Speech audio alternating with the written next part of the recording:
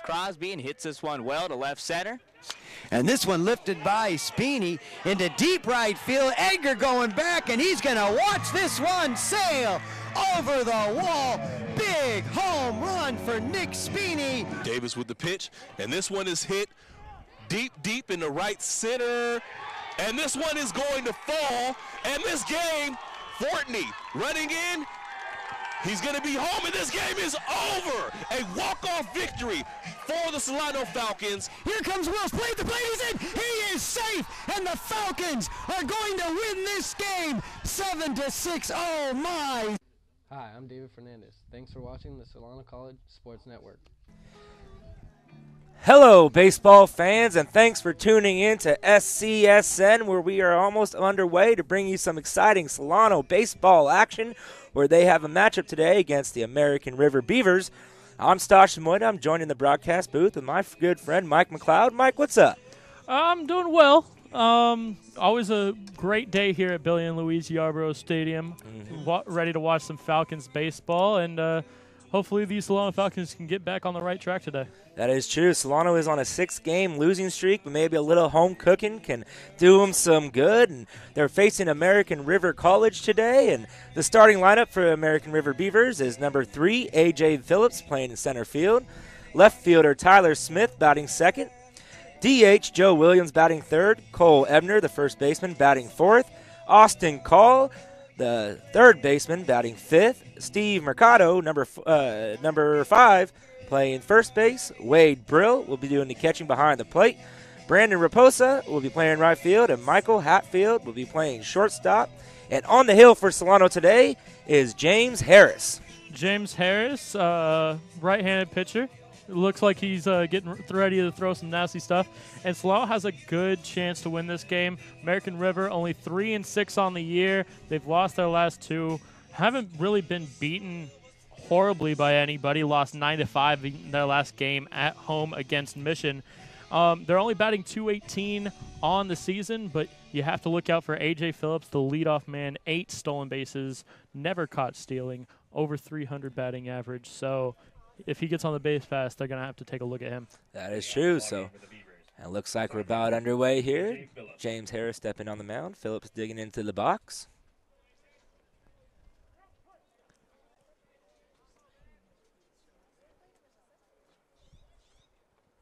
First pitch low and outside for ball 1. A.J. Phillips also 7 walks on the year, so 9 for 30 with 7 walks. So his on-base percentage, .462. Wow. So Solano's definitely going to have to find a way to shut this guy down, keep him off the bases, and that was a bit high for ball 2.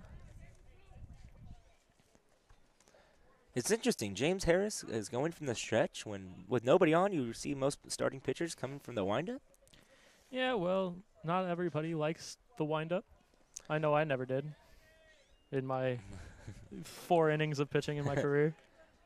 And that ball was low for ball 3. 3-0 count to A.J. Phillips, and that's not a good start for Harris, especially against a speedy Harris. And Phillips. You know, when we got out here earlier today around 12:30, it was a beautiful day. Skies, sun was shining. Now we got a little cloud coverage coming over. A little chilly. I'm sitting here in a T-shirt and shorts, so. And there's the first strike of the game right on the outside corner for Harris. Count goes to 3-1. You know, the flags are moving out in left center field, and the wind's blowing out towards right center, so the lefties have a little advantage today. And Harris steps off. Didn't like what was being called there. James Harris, ERA of 7. And that's pretty indicative of what this pitching staff has done this year. One of the lower ones, actually. I mean, it hasn't been Solano's year on the mound so far. As you see, A.J. Phillips gets walked there. And that's something Solano didn't want to have to do with Phillips stealing 8 bases so far on the season. Hasn't been caught yet, so we should keep an eye on him over there at first, and I wouldn't surprise to see him go. That's what you saw on the mound. A little meeting of mine saying, hey, make sure that you keep it in the zone, throw strikes, and take a double look at A.J. Phillips there. And he's gone. Runner going. Ian Acosta comes up throwing, can't get him, and that's another stolen base for A.J. Phillips. First stolen base of the game. He got an amazing jump right there, Mike. He was gone before the pitcher even started his delivery to the plate. And James Harris, he looked the runner over and then went into his setup. So it almost seemed like he went into a windup. Yeah, he checked the runner, and then he came set. He didn't check the runner again. So. And I believe that Phillips was looking for that, looking for a first pitch go. Surprised the catcher, Ian Acosta. Phillips now 1-0 the count to Tyler Smith, the left fielder for American River College. Going to bunt, and the ball tips off Acosta's glove right behind him, and Phillips is going to move his way over to third. Count goes 2-0.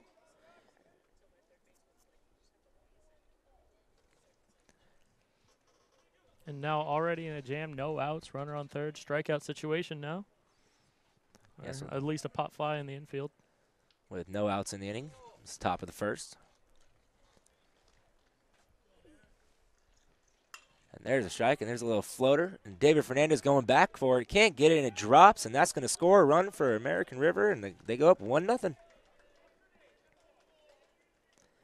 Speed on the base pass paid off for American River there. Stole the bag, and a little tip ball that rolled behind the catcher, Ian Acosta, allowing Phillips to move over to third. And looked like Tyler Smith got jammed there, and just, the ball, he fisted it off the bat and just floated it over the head of Fernandez and landed in for a single.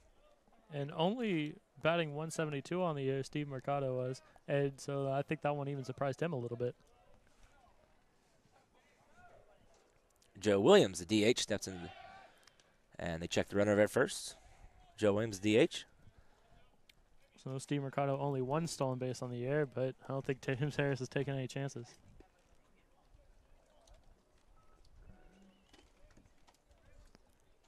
Oh, I'm sorry. I was looking at the wrong one. I was going to say there, partner.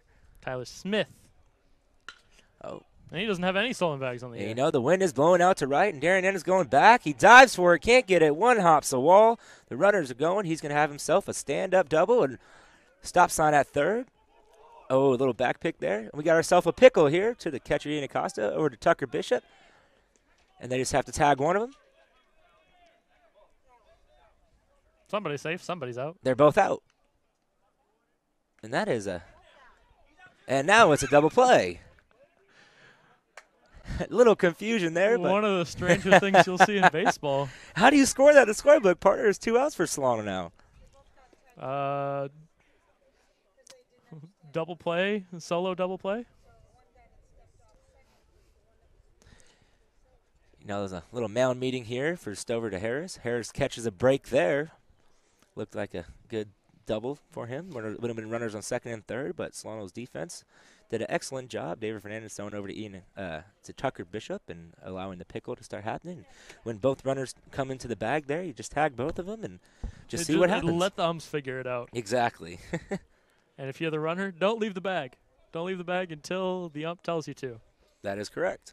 A little confusion. You just stay on the bag. You're absolutely right there, partner. Stepping to the plate, number 24, Cole Ebner, the first baseman. Oh, and that's a hot shot up the middle for a base hit.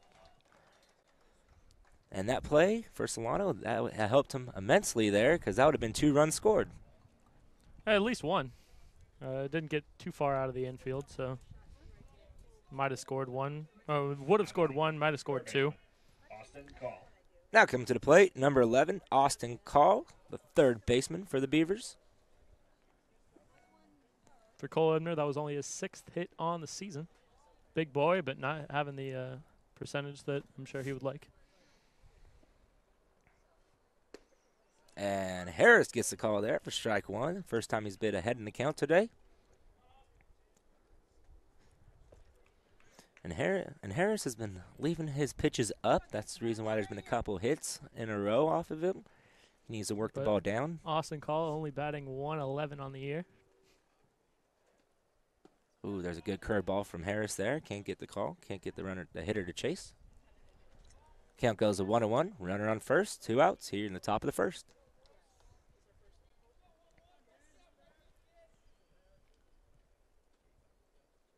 Harris looking in. Checks the runner. Comes set. And he fires. And that was a good pitch on the outside. It's fouled away. Count goes to 1-2. Now, if I was Austin Call here, I would be looking for a curveball or a changeup. You never want to sit fastball on when you got 2 strikes. Mm-hmm. You got 4-2 until that happens. Then you got to shorten up your swing. But choke up a little bit more on the back. Mm-hmm. Knowing Coach Stover, this pitch is going to be low and away, trying to get him to chase. There it is, swung over the top of the big curveball for strike number 3. Minimal damage done, 1 run for American River, and we're heading to the bottom of the first.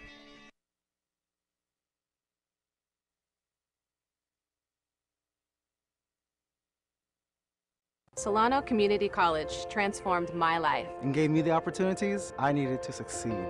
I received the same university caliber education without the pressures of debt holding me back.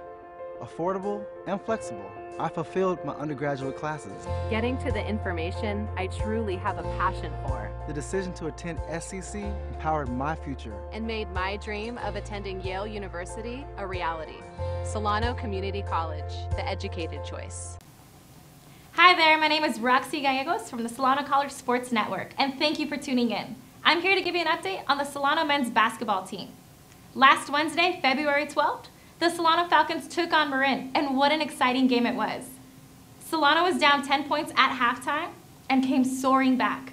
Ryan Sondy and Brandon Davis led the charge, jumping ahead 1 point with 26 seconds left on the clock. After Marin called a timeout, they designed a play by Troy Moses that put them 2 points ahead, which proved to be a game winner as Solano lost a heartbreaker with a final of 65-67. Once again, my name is Roxy Gallegos from the Solano College Sports Network. Thank you for tuning in. Go Falcons! And we are back. The bottom of the first is just getting underway here at Billy and Luis Yarborough Stadium. You're tuned in to SCSN. On the mound today for American River, we have Thomas Peterson, the big righty. 3 games started, 2-1 on the season, 20 and a third innings pitched, 19 hits given up, but only 3 earned runs, 17 strikeouts, 1.33 ERA. You know, that stat line just shows that Peterson has been dealing early on in this season, maybe a high spot for the Beavers here. But stepping up to the plate for the Solano Falcons, the leadoff hitter, number 6, Alvaro Rubacabra, the shortstop. And you see Stover messing with the lineup a little bit today. David Fernandez usually in that leadoff spot. And that's a pitch is low and outside for ball 1. So Solano's lineup leading off, Alvaro Rubacabra. That's batting second, Bobby Contreras. Batting third, Nick Perez, followed by David Fernandez, Darian Evans, Tucker Bishop, Dylan Dumape, Gio Torres, and Ian Acosta. Dylan Dumape DHing for Solano today. Yeah, he can do it all. He beat Jesse Schultens earlier this season and on the mound, and now he's going to try to beat Thomas Peterson on the plate. And there's two quick strikes for Peterson there. He has a little bit of an unorthodox pitching delivery. Gets a high leg kick and a little bit of a sidewinder there, Mike. And Rubacabra fouls that one down the right field line. Stays alive. Count still 1-2. And it's not often you see someone as big as he is, Peterson, I'm referring to, getting down low and throwing the sidewinder. Rubacabra is only batting a 130 on the year so far. Ball low and outside for ball 2. Count goes 2-2.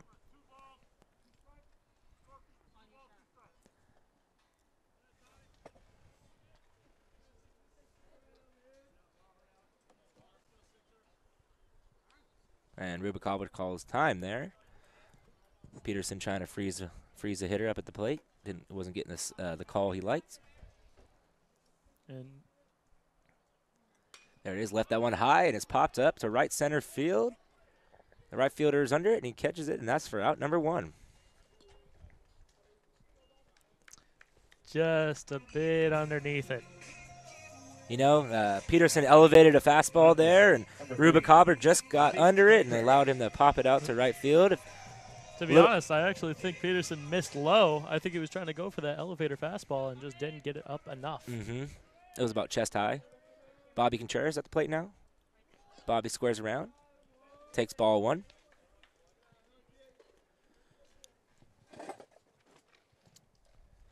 other changes in the lineup. David Fernandez hitting cleanup today. He's the only one other than the only one hitting over 300 so far this year. 306 on the year. So better to have your guy who's hitting the best in the cleanup spot.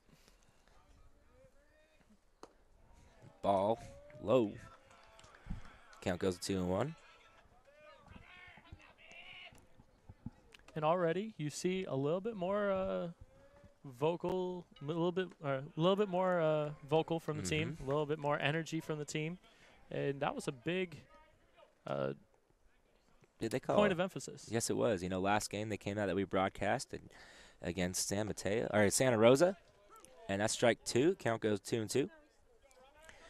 Solano seemed a little flat in that game. They came out and scored 2 quick runs, and then in the third they gave up 5, and that pretty much did it in that game. And Bobby Contreras draws a walk, puts a runner on first with 1 out. And it brings up the hottest hitter for Solano, number 13, Nick Perez, the first baseman. I'm sorry, he is not. David Fernandez is not the only one hitting over 300. Nick Perez, 12 for 26 on the season, 462. A 484 on base percentage. His slugging percentage, 538. 2 doubles on the year. 6 RBIs. That against the Solano's only win of the season, the home opener against DVC. Nick Perez went 5 for 5. Yeah, that helps your percentage out a little bit when you go 5 for 5 and that pitch was a little high and outside, and the blue behind the plate. Very consistent, not calling the high strike today. He likes to work it low. He's pinching the zone a little bit. Checks the runner at first, and he's safe there. And so you think maybe Rubalcaba should have laid off that chest-high strike or chest-high pitch? He was in a 2-2 count. You couldn't let that pitch go, and it's probably the best pitch you've probably seen all at bat. So go ahead and take a hack at it. It's early on in the season right now. Early in the game also. That's what I meant to say. Ooh, and Perez, it bounces off the shortstop. Safe at second, safe at first, and that's going to be an E6. And it moves the runner over. Runners at first and second. I would have to say David Fernandez, the second baseman for Solano, has the best walk-up song of everybody on the team. All eyes on me. It's a great song. I'm a fan of the more contemporary Trevor Faulkner, Turned Down for What. That's Can't beat a classic, though. Can't beat a classic, that's for sure. He had that same walk-up song last season where he had great success. Pitch right on the inside corner for strike 1. I heard you singing along to it a little bit. A little bit. Maybe if you get lucky, I'll start singing for you later in the game. That's a little weird. Did watch The Voice last night. CeeLo Green not on that show anymore? No, but Fernandez fouls that off down the right field line for strike number 2. It's Usher, Shakira, Blake Shelton. Usher? Really? Yeah, and he's good, man. Anybody who was a mentor to Justin Bieber, I don't trust with anything. Well, he's looking for a new mentor because Justin Bieber's gone off his rocker, getting deported. Well, Canada beat USA in the men's and women's hockey semifinals for the men, finals for the women in the Olympics. And the bet was loser has to keep Bieber. And that was a pitch out from Peterson, just checking the runners, see what they were doing. Good speed on the bases with Contreras and Perez.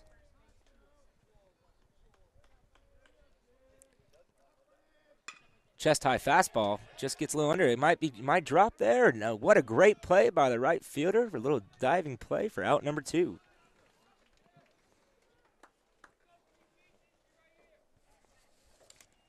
Brandon Raposa, both put out so far in this inning. Beautiful diving catch. Right fielder, number 9, Darian Evans. He doesn't have the best wheels out there, but he makes it up in style points right there. A little Pablo Sandoval in him. Now the big banger here for Solano, number 9, Darian Evans, a right fielder.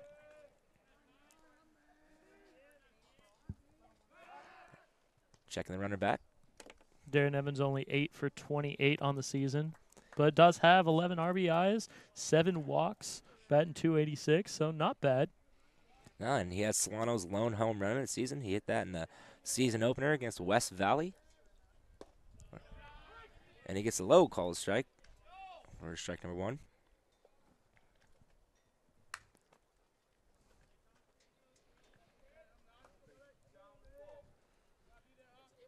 Infield and outfield at normal depth. Runners on first and second, bottom of the first. Oh, that was a nasty slider. We have a great vantage point right here behind home plate. And I thought that was going to hit him. Yeah, it started on the inside, his inside shoulder, and it broke all the way across. And I wish we had that tower out in center field so we could see that pitch come across the plate, but a little technical difficulties so far. Comes back with a fastball, and Evans stays alive, fouls it back to the backstop. I wouldn't be surprised to see that big sweeping slider again right now. I don't know if it gets by Evans twice. Once you see it once. If he hangs it, especially with the rotation going to the outside corner, Evans just takes it to the opposite field, and the way the wind's been blowing out to right field, he could get a dinger here. Oh. And they call foul ball. Hit his hand. Count stays at 0-2.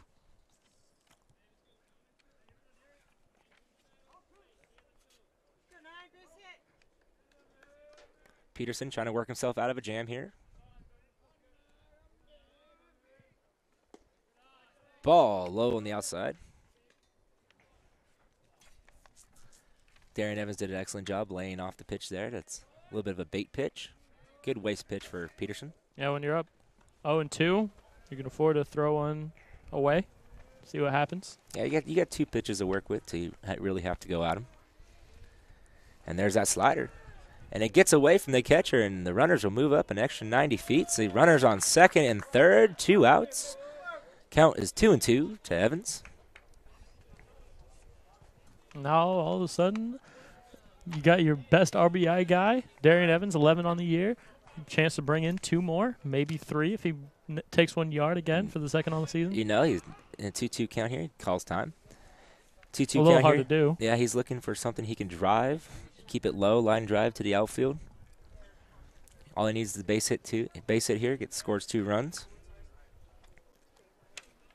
With 2 strikes on you got to come a little more defensive at the plate. I was always looking to rip one whenever I was at the plate. And that's why you're sitting right here, Mike. That's true. Oh, good fastball. And Darian Evans grounds it to the second baseman. He picks it up and fires over to first, and that ends the bottom of the first with 2 runners stranded, and we're heading to the second.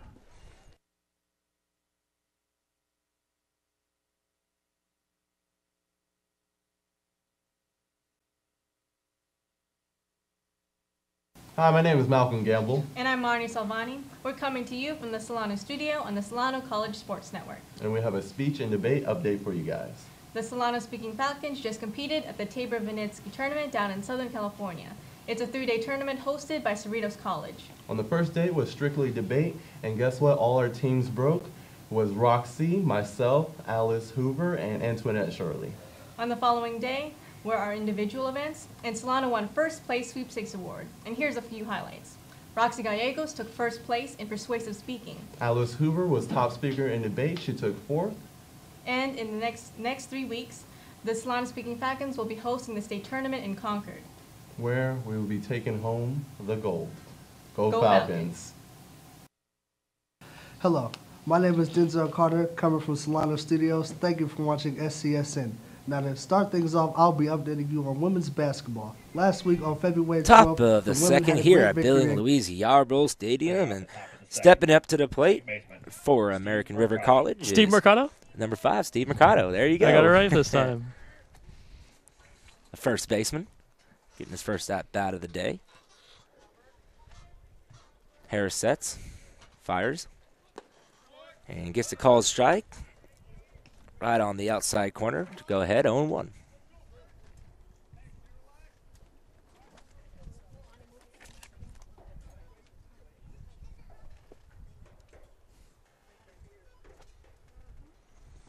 Curveball in the dirt for ball number 1. Count goes to 1-1. So, partner, you see Solano sporting their urban camo Carolina blues. The powder blue urban camo, I like it. And March Madness right around the corner as March starts this weekend. Ooh, and Harris leaves a pitch up, and Mercado rips it for a base hit.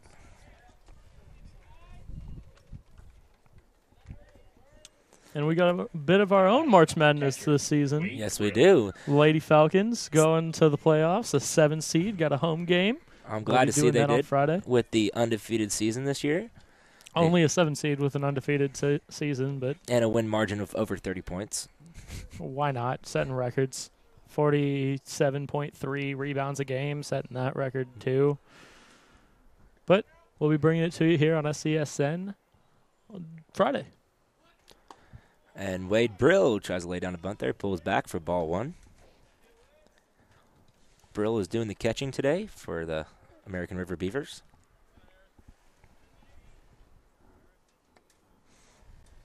Brill batting .259 on the year. Couple of strikeouts, but 7 for 27. So he's looking to improve that percentage here. Runner going? No runner going. And a strike is called. He fooled me over here, partner. Runner going, not runner going. Well, I heard a runner call. That's true. And he did break, but just didn't feel confident in it. Maybe he's just trying to, maybe the catcher drops it, something like that. And you know, this American River team has 20 stolen bases on the season. Yeah, so third in the Big 8. 9 of them from A.J. Phillips. Mm-hmm. So almost half the team's stolen bases. Nobody else has over 3 so far this season. But it just shows they're not afraid to run, put the pressure on the catcher, make him make a good throw.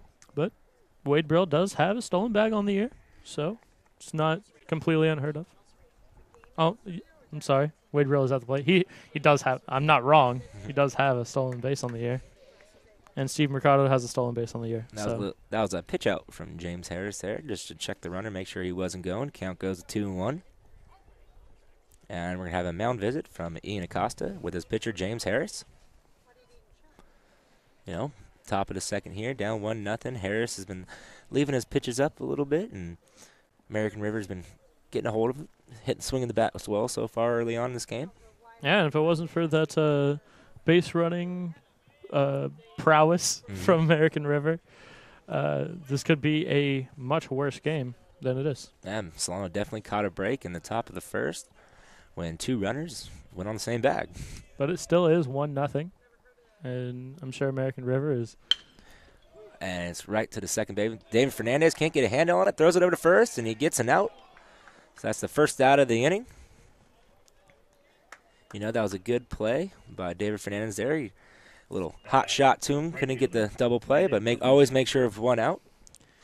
And when you have so much change in the defensive lineup and the offensive lineup, and we saw him in the first game we broadcast against DVC, he was at second.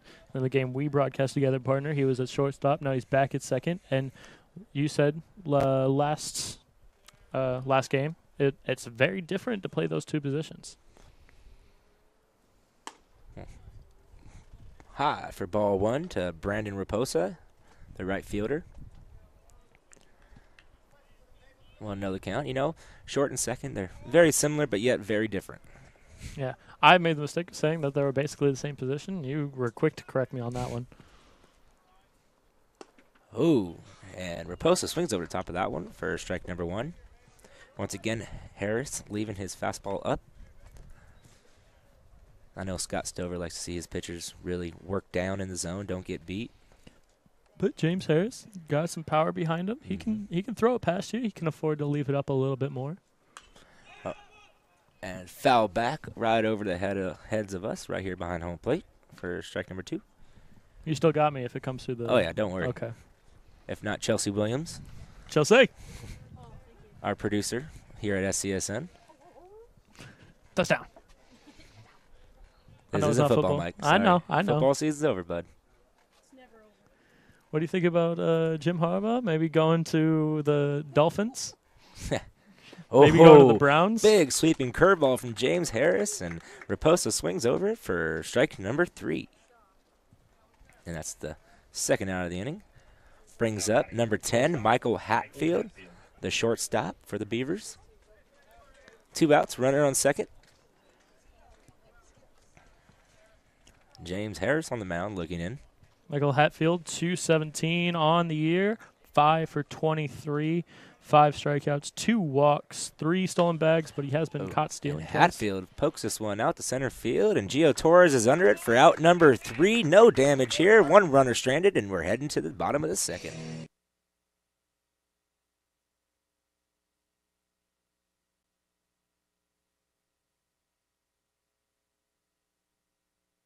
Hi, everybody. Greg Poff here in the Solano College Sports Network studio, where we here at SCSN believe that life is more than just sports. Today, I'd like to tell you about a Solano College student by the name of Haley Green. And just before the start of this semester, Haley lost her mom both tragically and unexpectedly. And also, dealing with the sorrow of her mom's loss, which is hard enough for anyone to bear, she also was responsible for dealing with all of the costs associated with the funeral for her mom. As a result, Haley had to use her grant money that she had just received to help pay for her college education and use that money towards all of the funeral costs.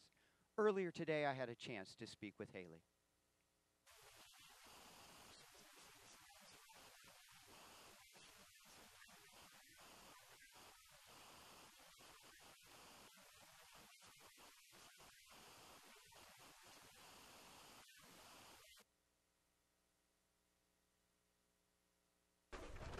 And we'll bring you the rest of the Haley Green story after the bottom of the second. Leading off for the Solano Falcons is number 1, the third baseman, Tucker Bishop. Tucker Bishop's batting a .211 on the year with a .304 on base percentage. He has 19 at-bats in 9 games. Only 4 hits. Ooh, there's a fastball, low and outside for ball 1. Tucker Bishop, a standout freshman last year for the Solano Falcons. Trying to get things pulled together here in the early part of the season. Fastball high for ball 2. I'm just really impressed with Solano's dugout being very vocal, having at least a little bit of energy. You saw them roll over in the last couple of games. They're 1-8. I'm sure they're disappointed with how they played so far, and a lot of it comes from just having energy throughout the game. 3-0 count, and there's a strike right down the heart of the plate for strike number 1 to Tucker Bishop. 3-1 count. And you know, talking to a couple of the baseball players after the last game, and Bishop gives it a ride, but right into the glove of the center fielder for out number 1. Yeah, so I got to catch up with a couple of the guys after their last home game against Santa Rosa, Darian Evans, and they weren't too happy with themselves. They definitely know they have more potential to put out on the field, and they're not living up to their potential. Trevor Faulkner. And Dumape is not playing, so somebody gave us the wrong lineup here, and Trevor Faulkner is our DH. DH. A little switcheroo.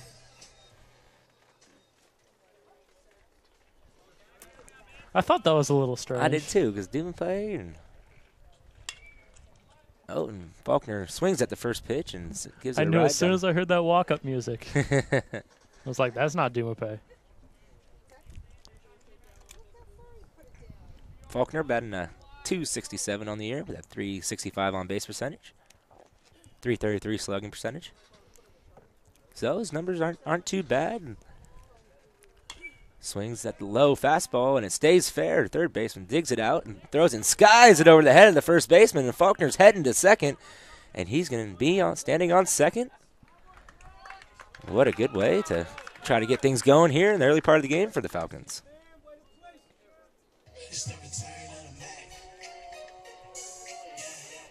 Now batting, center fielder, number 12, Giovanni. So how do you score that in the scorebook? That's an E5. Base hit E5? E5. Just E5 all the way around? all the way around there. Because he would have been out at first. He probably would have been out at first with Gotcha. Faulkner having the best speed on the team. And what are you trying to say?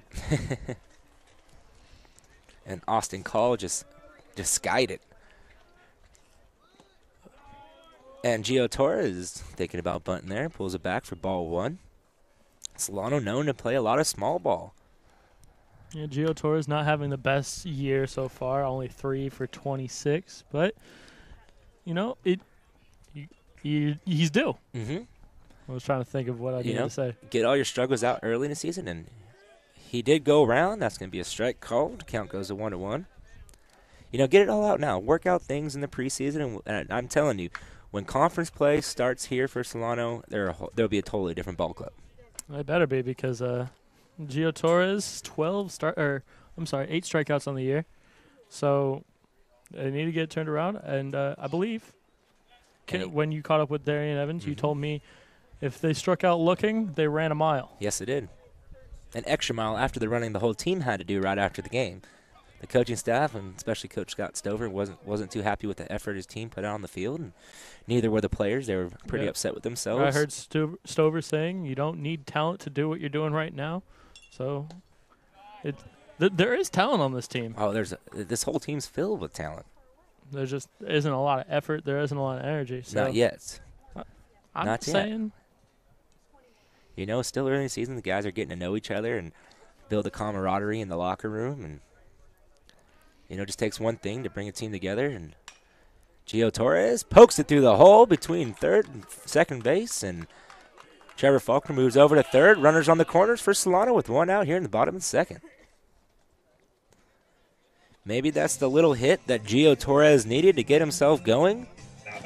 I told you he was due. Now batting for the Solano Falcons, the catcher, number 22, Ian Acosta. Last game we broadcast against Santa Rosa, Acosta came in a late substitution for Eric Olson. Olson started the game for some catching relief. Pretty much an everyday catcher for Ian Acosta, but it's a team-wide thing. This not being able to hit the ball, only .247 batting average on the season, but American River's only batting .218. So it's going to be a tightly contested. Thank you. Battle today. And they catch Faulkner hanging off of third, and Faulkner's just running home. Slides, and he's out at the plate. Gio Torres moves to second base.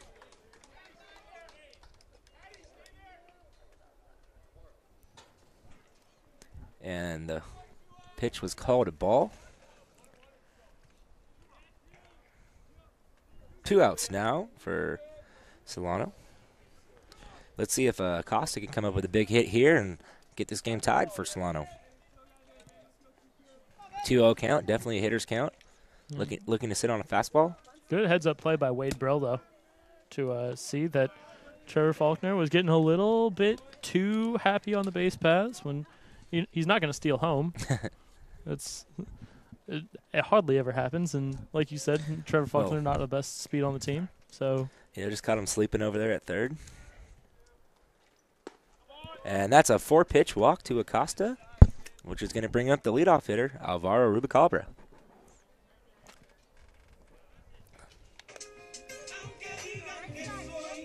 Now batting, shortstop, number 6, Alvaro Rubicabra. In Alvaro's first at-bat, he flew out to the right fielder, just missing a high fastball. Got under it a little bit. Runners on first and second. And the pitch. Strike right down the middle. And after you give it 4-pitch walk, first thing you want to do, throw it right down the middle of the plate. But Alvaro did an excellent job there, but not swinging at that. Make him prove to you that he can throw straight. Don't bail him out. Exactly. Oh, there's that curveball, and Rubicabra gets a base hit down the right field line. It's tailing into the corner. And Ian Acosta is being held at third as Gio Torres scores, and we have a tie ball game here in the bottom of the second.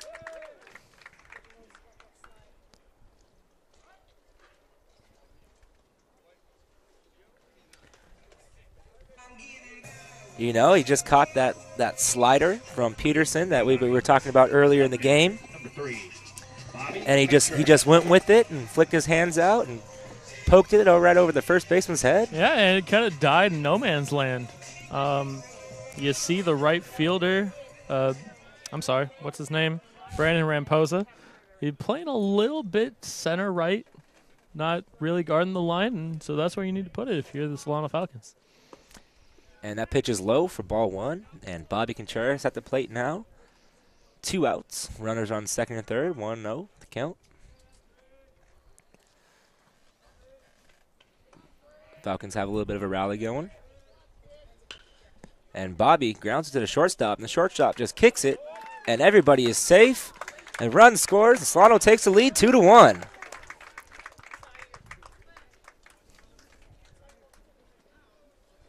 Another E6. Mm-hmm.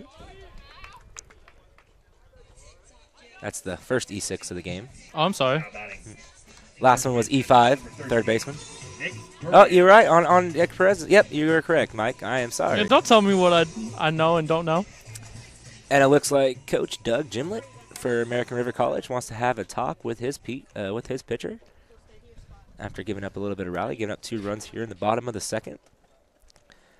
It started off with an E5 to Trevor Faulkner, allowed him to go to second. Gio Torres with the base hit, and then a walk from Acosta, then a big double from Alvaro Rubicabra. Yeah, and that's what you got to do. You just play small, get a hit there, get a walk there, get an error there, and sometimes get a couple breaks, you know. The ball bounces your way, especially in the first inning with that crazy play. Saved him a couple runs. Yeah, it'd be 3-2 right now, possibly. Mm-hmm. Instead of having Solano having the lead.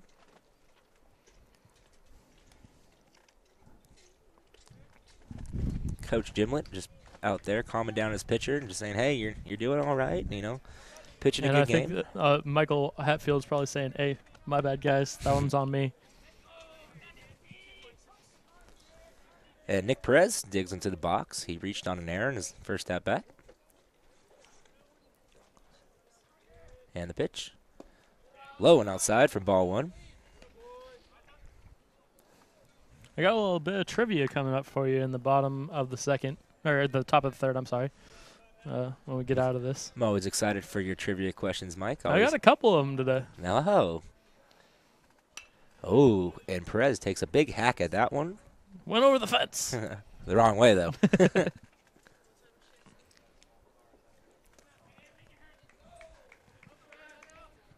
Peterson looking to escape the inning with no further damage done, but Nick Perez has something else on his mind. Oh, foul back right in the face. You all right, Mike? You get a little I had a little Vietnam flashback. I'm sorry.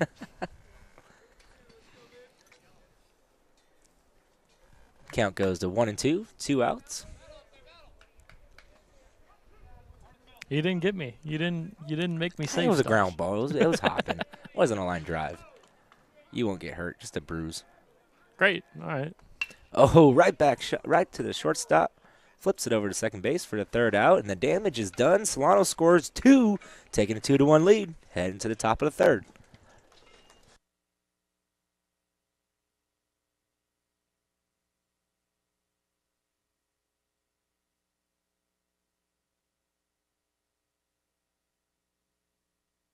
Hi, I'm Lonnie Thompson, cameraman here at Solano College Sports Network. Thank you for watching SCSN, your home for Solano sports. Now back to the game.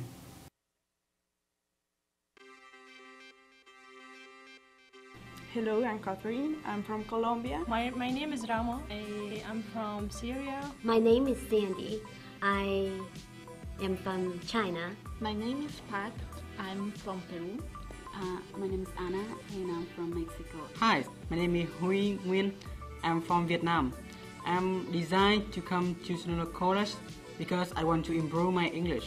At Solano Community College, the ESL program has students from around the world. Students get instructions in speaking, writing, and reading grammar and vocabulary.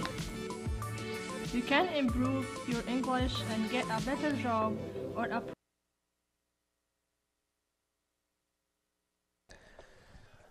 Top of the third here at Bill and Louise Yarborough Stadium, and you're tuned in to SCSN, your home for Solano sports. And leading off for the American River Beavers is number 3, A.J. Phillips. Already was 1 stolen bag on the day, bringing his total to 9. Still hasn't been thrown out. And Harris comes right at him with a strike. Count goes 0-1. Absolute paint from James Harris. You know, Harris fell behind the count. the first at bat to Phillips, allowing Phillips to walk, and he got a stolen bag and a big curveball from Harris there, and it's fouled down the right field line for strike number 2, and he's got Phillips in a hole here, 0-2. And when you got a guy that has a couple of walks on the season and is batting over 300, you like to be in control of the count. Harris looks in, gets a sign, he comes set. Harris kicks and fires. Fastball outside for ball 1. And that was just a waste pitch, trying to get him to chase, but Phillips is a smarter hitter than that. Yeah, Phillips isn't going. He hasn't swung at anything outside of his wheelhouse all day, so. Smart hitters crowding the plate. Big curveball. It freezes him. Strike 3 called for out number 1.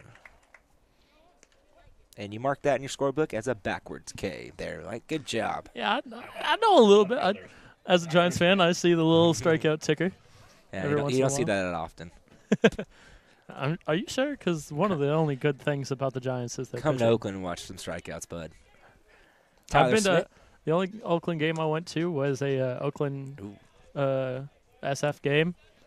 I did not feel safe. I'll be honest. Acosta trying to frame the pitch there. It's called a ball, high and outside. I guess you have to be an A's fan to really appreciate going to an A's game. Same spot, called for strike 1. Maybe just a little hair lower. Caught the outside edge. Count goes to 1-1. Basically, if you keep it between the catcher's shoulders and you keep it below the belt, that's the strike zone there. Ooh, so. And Full Smith there. Swings over top of it for strike 2. Good use of the changeup from Harris. Yeah, I'm sure if you ask him, that's probably his favorite pitch, along with everybody else on this pitching squad. Or staff. Squad, staff, whatever. Backdoor curveball called strike 3, and that's 2 in a row for James Harris. 3 out of the last 4 putouts have been by James Harris. 3 strikeouts, 2 of them looking. Joe Williams coming up to the plate, the DH for the Beavers. He walked his first at-bat. Oh, he got a base hit his first at-bat, I'm sorry. Oh, and Williams gives it a ride into right field, and Darian Evans reaches up and grabs it for out number 3. No damage here in the top of the 3rd, and we're heading to the bottom.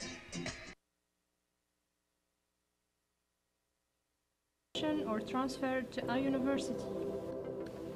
In ESL Lab, students work with a teacher one-on-one and practice pronunciation, listening, conversation, and note-taking. You can improve your English and get a better job and a promotion or transfer to a university. It is a great program. I feel more comfortable. I'm able to speak English more. Love my classmates is such a great experience for me. I can move to take some classes with a native speaker here. I don't need anybody to translate me. Be part of our great program. Start your dream. Change your life. You'll never know what can get you until you try. Join us!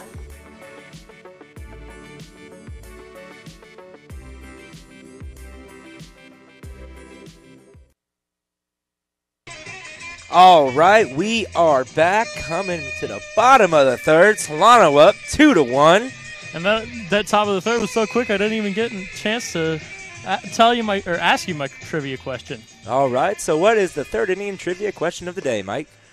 What happened today in sports history? Not necessarily baseball, just a great day in sports history today. A couple of things happened. I'll give you a hint. It wasn't any of the major sports. Okay. So not basketball, not baseball, not football.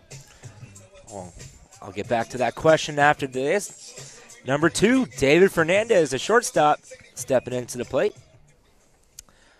David flew out to the right fielder in his first at-bat against Peterson. David thought about bunting there, he pulls it back, and he gets a call, strike 1, goes down 0-1.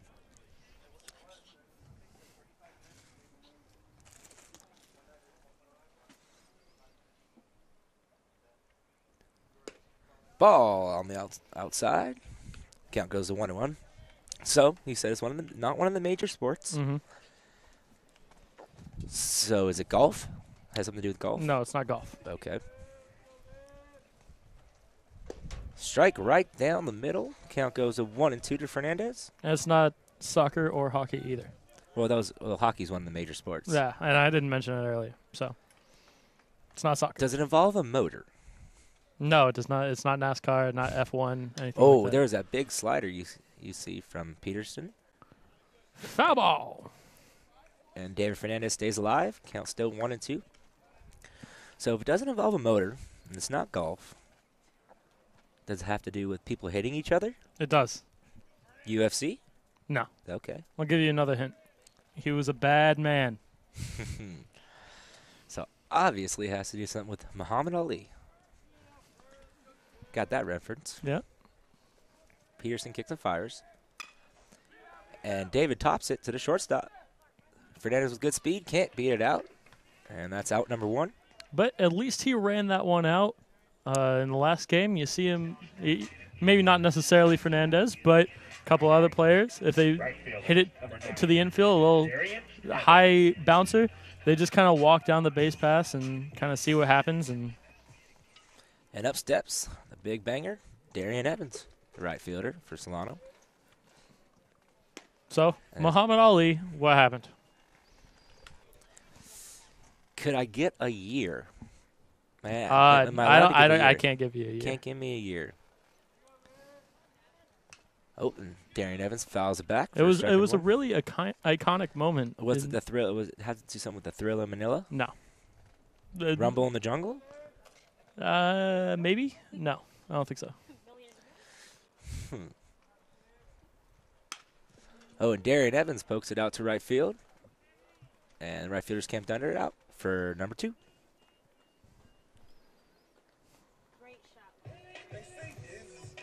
Now coming to the plate, number 1, Tucker Bishop. Third baseman, number 1, Tucker Bishop. So, one last guess with 2 outs here. Let me see if I can get it in the first half inning. All right. I don't know if I'll give you another chance on the the top of the 4th. And there's a good slider from Thomas Peterson for strike number 1 to Bishop. The only thing I can think of is the first round knockout that Muhammad Ali knocked out Sonny Liston. You are correct, sir. Really? Yep. I did not know how I got that. February 25th, 1964. Wow. Man, I should go on a trivia show or something. I'm just getting lucky right now. It's the only time you get lucky. Ball on the inside. Count goes 2-1. Tucker flied out. I'm glad you didn't hear that. Huh? Exactly. Tucker flew out to the center fielder in his first at-bat. Tucker lets it go, lays off the outside corner pitch, and it goes to 3-1.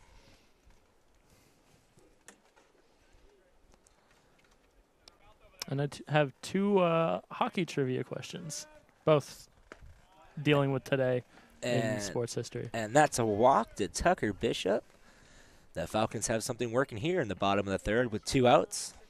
And up comes number 44, 21, Dylan Zima. Yeah. I have on my stat sheet here, but number 44, Trevor Faulkner, the DH.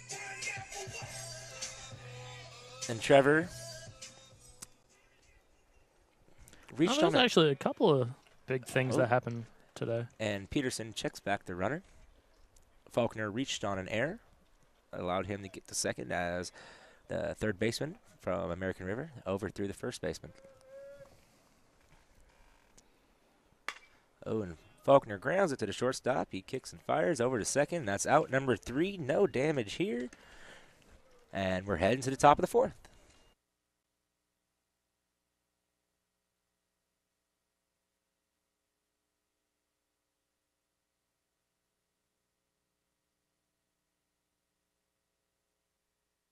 Hi, everybody. Greg Poff here in the Solano College Sports Network studio, where we here at SCSN believe that life is more than just sports. Today, I'd like to tell you about a Solano College student by the name of Haley Green. And just before the start of this semester, Haley lost her mom both tragically and unexpectedly. And also, Dealing with the sorrow of her mom's loss, which is hard enough for anyone to bear, she also was responsible for dealing with all of the costs associated with the funeral for her mom. As a result, Haley had to use her grant money that she had just received to help pay for her college education and use that money towards all of the funeral costs. Earlier today, I had a chance to speak with Haley.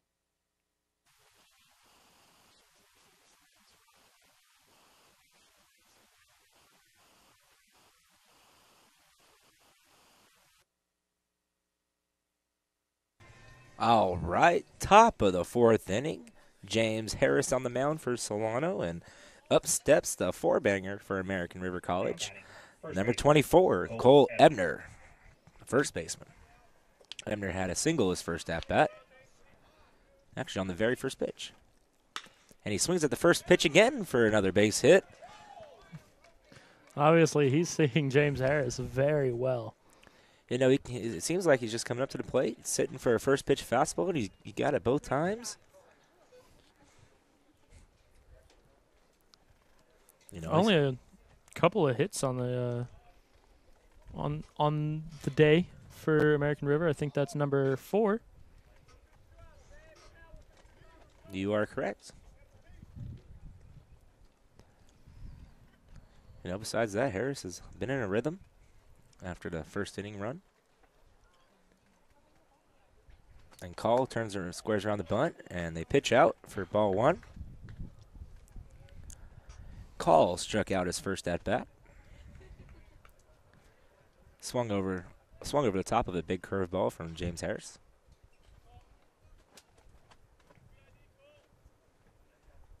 And you know, looking at Austin Call, he kind of has a little bit of a Hunter Pence. Starts his hands low.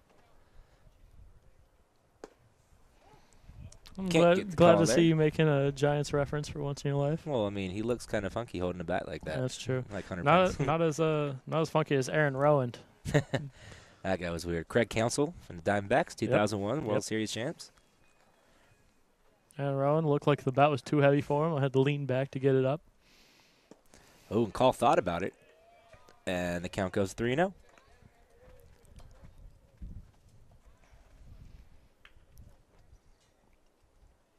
Harrison, a little bit of a jam.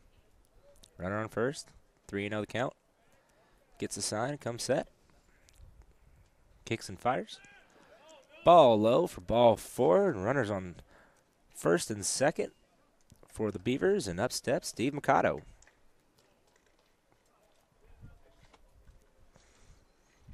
And Steve, last at bat, had himself a base hit.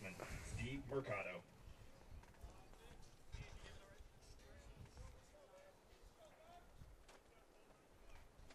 Corners playing in. Double play depth.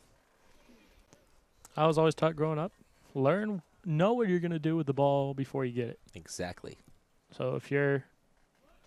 Squares around the bunt, he gets the bunt down, and Harris fires over to first, but Nick Perez grabs it, brings it down for out number 1. Nick Perez, also one of the changes to this defensive lineup, playing at first. Usually we see Evan Facenda out there, but he hasn't had the most steady glove this season, so just changes up and down this roster. You know, Nick Perez, he's a little bit of a utility player. He can play the outfield. He can play the infield. Catcher, Wade Brill. Wade Brill steps up to the plate with runners on second and third. One out here in the top of the 4th at Billy and Louise Yarborough Stadium.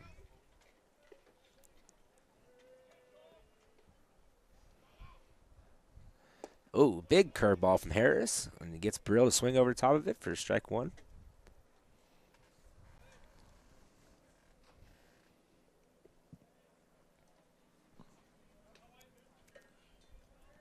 So I found out what slugging percentage means. Let's hear it, Mike. The total bases a man is hit for. Ooh. Another big curveball from Harris, and that would be strike number 2, getting Brill to chase. Way ahead in the count, 0-2. All right. I'm going to start over. By dividing the total bases the man is hit for by the number of times he is batted. So, for example, a player who singles and triples 4 bases in 5 times a bat has a slugging percentage of 800. Yep, that makes sense. And there's a waste pitch from Harris, trying to get him to chase for ball 1. Count goes to 1-2. OPS, on base plus slugging percentage. So You know, that factors in walks. Baseball is just a game of numbers, man.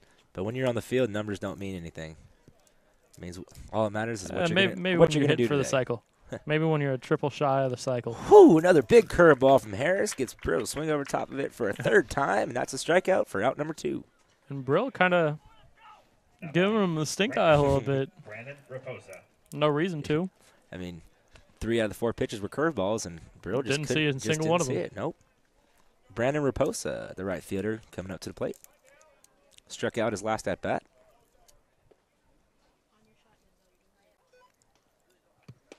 Starts him off with a curveball there for the called strike. Count goes 0-1. And if you got it, use it till it doesn't work anymore. And, you know, that strikeout that Harris got from Wade Brill really helped him out, putting 2 outs on the board. Time is called. Yeah, and it was really a strikeout situation for James Harris. Runners on second and third, and you either walk him and hope to get the double play, or you strike him out. Oh, and Raposa checks his swing. That's going to be ball 1. Count goes 1-1.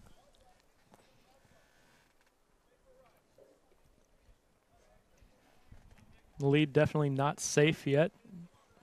Only 2-1 Solano. Up, and he gets Raposa to pop it up right behind the shortstop, and Rubicabra's under it. He catches it, and that's out number 3. Falcons escape with no runs, left 2 runners on, and head into the bottom of the 4th.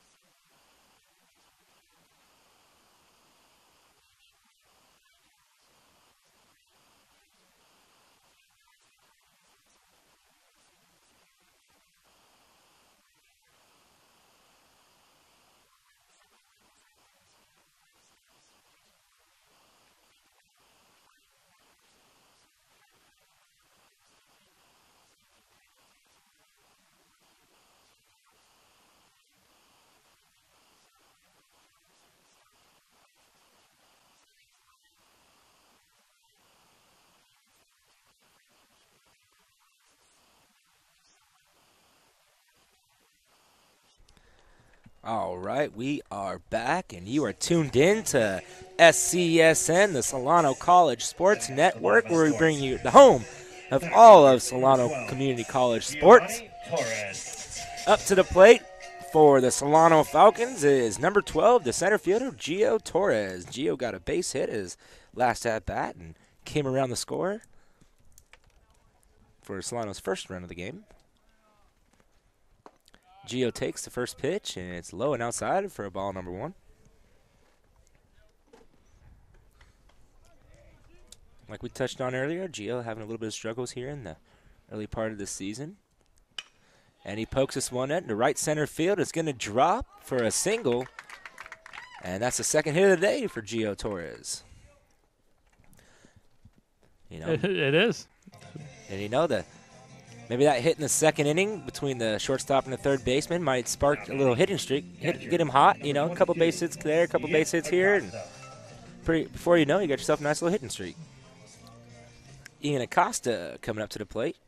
He walked in his last plate appearance against Thomas Peterson. Check Gio Torres over at first.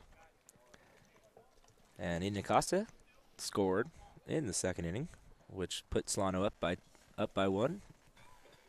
Yeah, that big second inning on the part of Solano, the reason why the score is 2-1. And there's ball 1 to Ian Acosta. Acosta looking to move his runner over, an additional 90 feet. Just sacrificing himself, playing a little small ball. And we see that a lot from Solano. Good team ethic. Sacrifice yourself for the betterment of the team. What an excellent bunt by Ian Acosta right down the first baseline. He couldn't have done it any better than that. And moves Gio Torres over to second.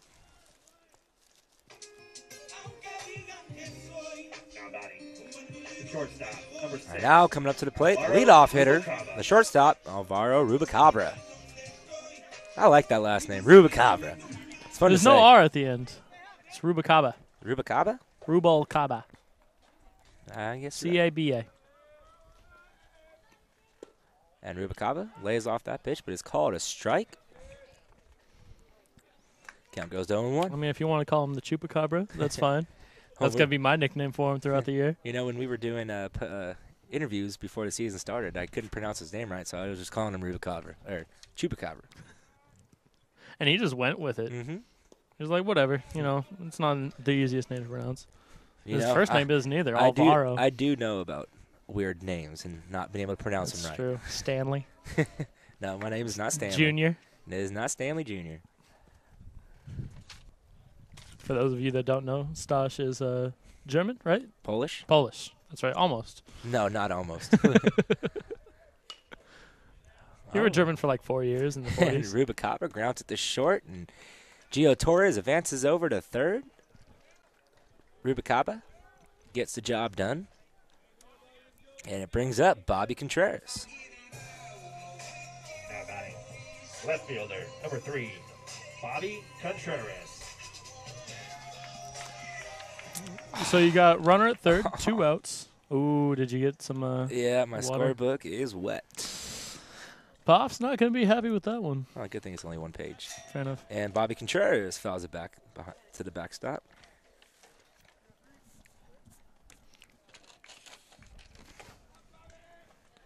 And count So, is 0-1. runner on third, 2 outs. What are you trying to do? Get a base hit. It's the only thing you can do. Base hit or walk. So I guess it really doesn't matter where you put it, right field, left field. Just get the job done. Now Bobby Contreras in a little bit of a hole, 0-2 to Thomas Peterson.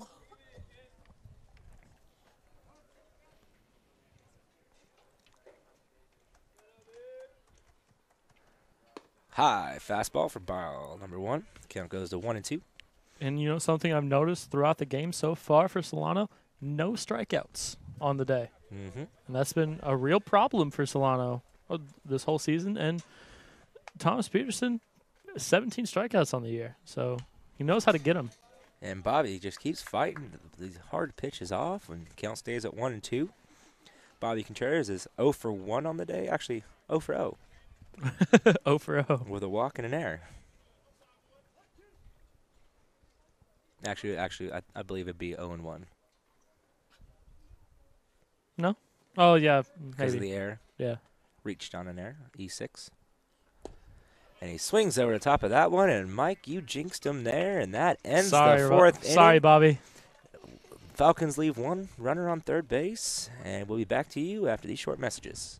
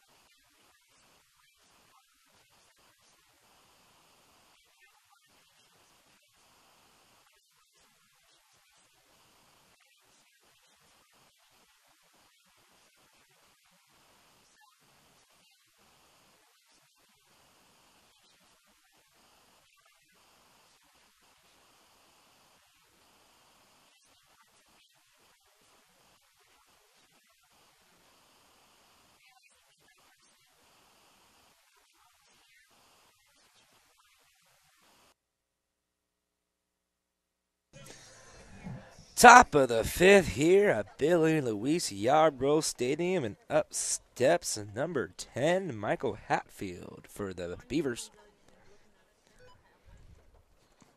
And only a bat so far on the evening was an F8 fly out to center field. As you see, he takes ball 1 right there. Harris starting his 5th inning of work. And Hatfield squares around the bunt. He pulls it back, and that'll be ball 2.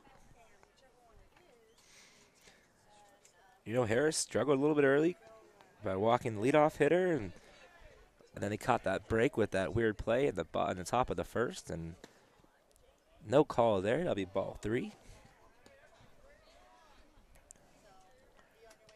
And ever since then, Harris really settled down. Since after that first inning, he's had 4 strikeouts. And there's a strike call. Count goes to 3-1 to Michael Hatfield. Looking at this American River Beaver team, they kind of are sporting the Chicago Cubs blues and reds.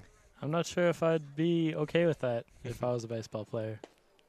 And there's strike number 2. The count goes a full count.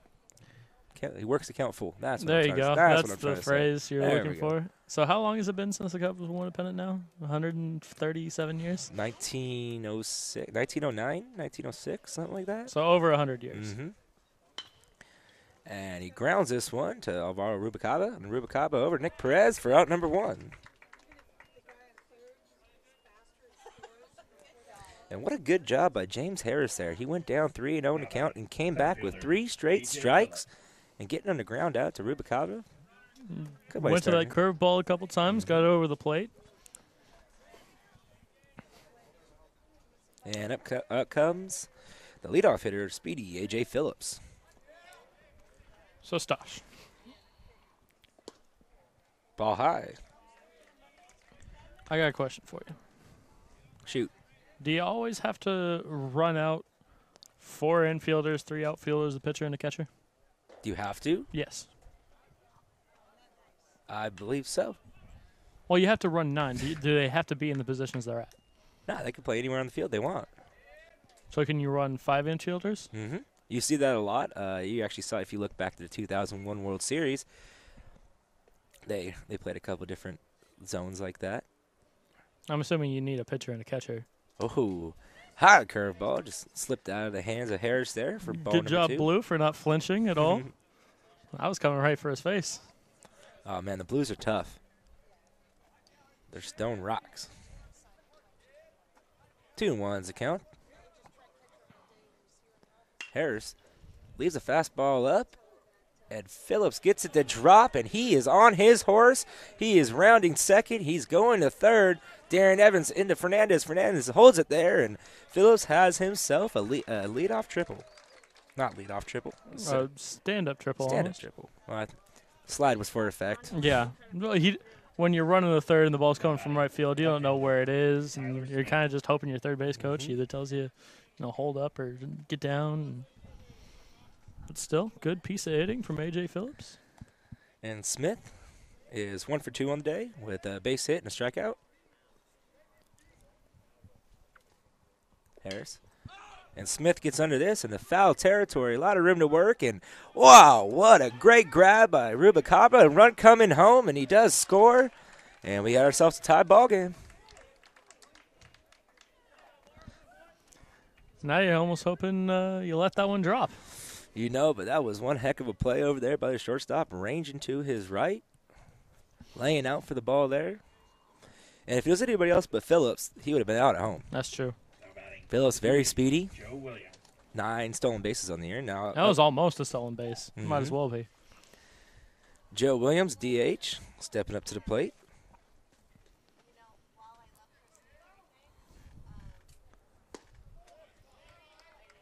And Williams was involved in that weird play in the first inning. Yeah, he was the one. If he had just stayed at second, that wouldn't have been a problem. But, he did the right thing by advancing the base, and he just walked off. Another big curveball from Harris, called for strike 1. Count goes to 1-1. Well, if the runner at third is safe, then he's out from advancing. So, well, if you're standing there, the guy who gets in the pickle, his job is to stay in the pickle until his runner can get to the bag. Another curveball from Harris, called strike 2. He's got that backdoor curveball working for him today. 1 and 2 to count.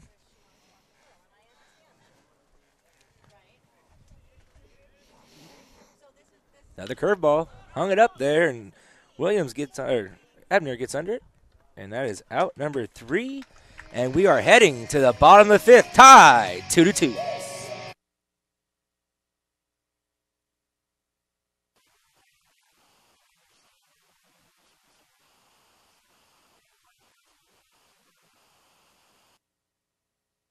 With the help of the Solano College Educational Foundation, a fund has been created on behalf of Haley. If you'd like to support this fund, you can do so and make donations to the SCC Educational Foundation. And if you make a check, earmark it to the Haley Green Support Fund. You can mail donations to the SCC Educational Foundation at 4000 Sassoon Valley Road, Fairfield, California, 94534. With our help, we can help provide Haley with all of the support she needs to achieve her future academic, career, and personal goals. This is a great opportunity to dig deep and help a fellow member of our college community who is in need. This is Greg Poff from the Solano College Sports Network studio, reminding all of us it's more than just about sports. All right, Mike, we are back heading to the bottom of the 5th, where American River Beavers just tied up the game 2-2 on the legs of speedy AJ Phillips. And did I not tell you at the top of the broadcast that this is going to be a close, great game today? You know, it's a little bit of a pitching duel, a lot of small ball working, a couple stolen bases. Well, it's just how both of these teams work. You don't get to a 218 or 247 as a club without a lot of small ball. Now batting for the Falcons is Nick Perez. Nick takes it. Oh, and he was hit by the pitch, and that's a leadoff walk. It's always a great way to start off the at-bat. You know, especially hit it somewhere where it doesn't really hurt, right in the foot. Yep. Well, speak for yourself. There's a lot of brittle bones in the foot. You know, but it was a curveball. You want to get hit by a curveball, trust me. I've been hit by a very fast fastball before. It's not fun. Fernandez At least he stepping up didn't to the bounce plate. it off his foot. Yeah, Fernandez stepping up to the plate, squaring around a sacrifice bunt. Trying to get the ball down here. He does. Right back to the pitcher, and Nick Perez breaks up the double play, and David Fernandez is now on first. And that would be a fielder's choice. Credit Fernandez and, credit both of them. Nick Perez for breaking up the double play, not giving the shortstop a good look at first, and Fernandez for being speedy on the base pass once again. You know, Fernandez was a leadoff hitter for him last season. And for the first 8 or 9 games of this season, too. Peterson checks David Fernandez over there first. I guess he heard us, and he's got some wheels on him. Only 2 stolen bags on the air. Oh, and Evan rips this one down. The left field line is curling off the fence. And Fernandez is on his horse, and they're waving him around home. And he is going to be there safe. And Solano retakes the lead 3-2. That was a hustle play through and through from David Fernandez to make sure there was a fielder's choice and not a double play, and then to come all the way around from first, from left when the ball was hit to left field, and also Darian Evans, RBI number 12 on the year. He ripped that ball, Mike. There was no doubt about that one there, right down the line. Hit the lining off of it. You know, maybe if he got a little more elevation on it, that one probably could have got out of here. Got a little bit more underneath it, had more of an uppercut swing to it. Kind of topped it. Ooh, Evans got a big lead off of second base there. Very good jump from him. And the count goes to 1-0. Tucker Bishop at the plate, third baseman.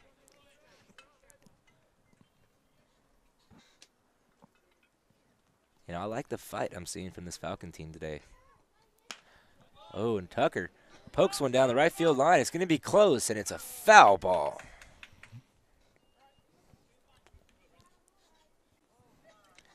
Looked like Bishop got jammed a little bit there, but a little inside-out swing and trying to catch the line. Yeah, inside out. Inside out swings have never been good for me, but I'm a golf player, so that's understandable. Wouldn't just be a golfer, not a golf player? I play golf. You're a golfer? I'm a golf player. No, because I'm not good enough to. And they're checking Darian back at second base. I'm not good enough to call myself an actual golfer. I just am someone who plays golf. Slightly different.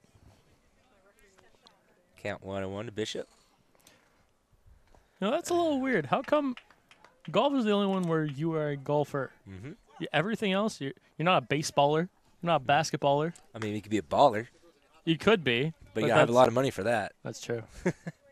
But that doesn't require you to actually play the sport. You could be a baller selling records.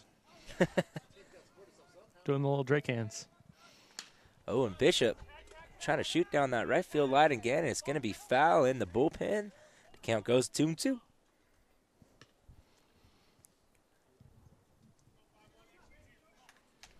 Bishop really trying to take it down the right field line here.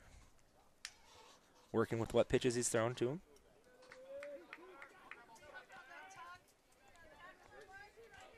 Yeah, pretty solid turnout here for a Tuesday afternoon here at Billy and Louise Yarborough Stadium. You know, Solano does lead the Bay Valley Conference in home attendance, but I'm sure we're one of the only ones keeping track. Oh, and Bishop is frozen at the plate. Called strike 3 for out number 2.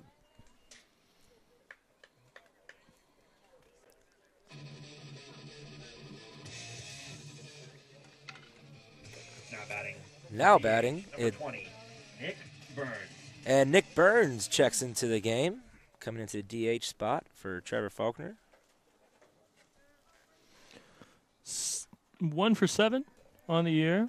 Does have a run to his name. And he swings at the first pitch he sees, and it's bounced to the second baseman. The second baseman couldn't get a glove on it. And Evans takes a big turn, but he gets back to the bag. They overthrow third base, and Evans is coming home. It's going to be a close play at the plate. One hop collision, and he is out at the plate for the third out of the inning. And they strand one. Wild play. Wild play going on there, and we're heading to the top of the 6th.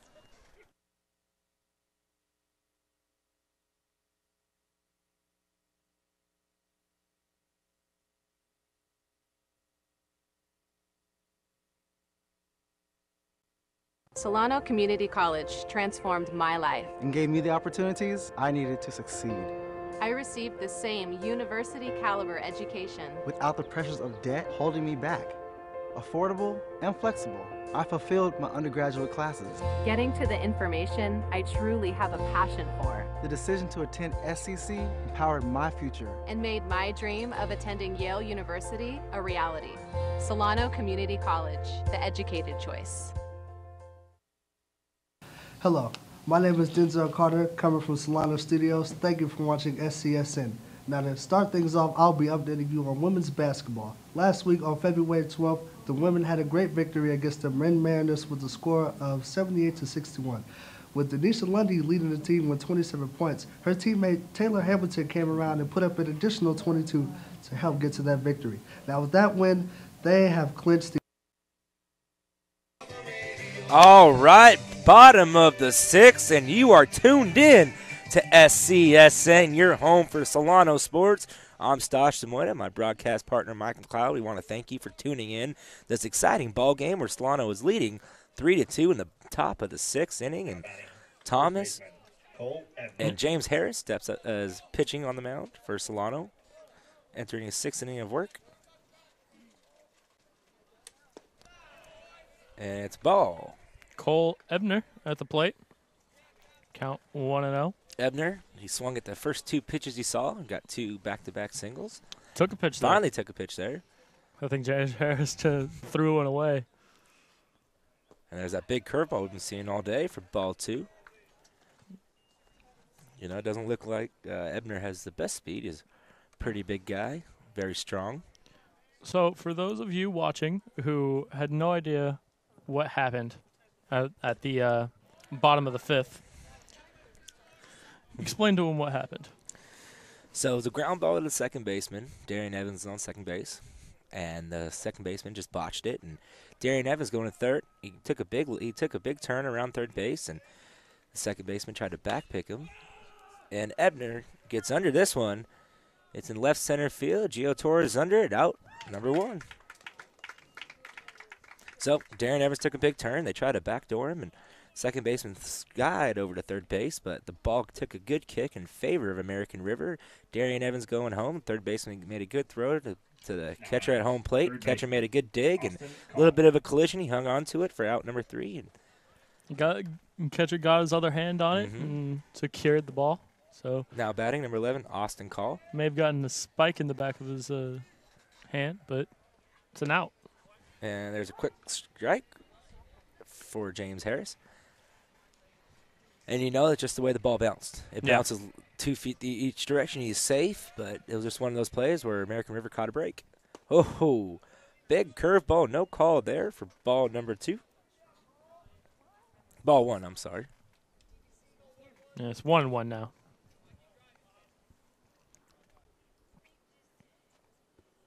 Kicks, fires. Oh, and Call gets under this one. Contreras got room at the warning track, catches it for out number 2. And he just missed it. You know, the wind is blowing out. But it's blowing out to right, not to left. But, you know, when it gets up in that airstream, about 20 feet above us, 30 feet, you never know what could happen with the ball.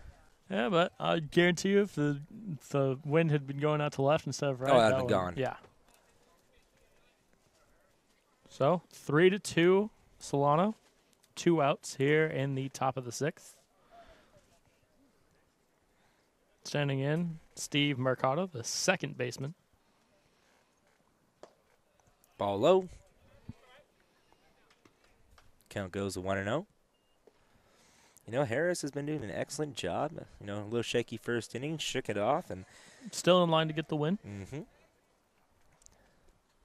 Whew. Watch your head there. Ball number 2. Little chin music, as we like to call it. Shawn Michaels? What? That is a wrestling reference. Chelsea knew. Oh, and Mercado puts a line drive over to Alvaro Rubalcaba for out number 3. No damage here. Score still 3-2. Heading to the bottom of the 6th.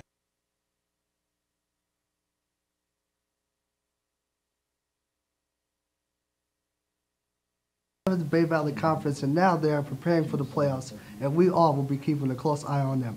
Well, that wraps things up here. My name is Denzel Carter, and from all of us at SCSN, thanks for watching. Now back to the game.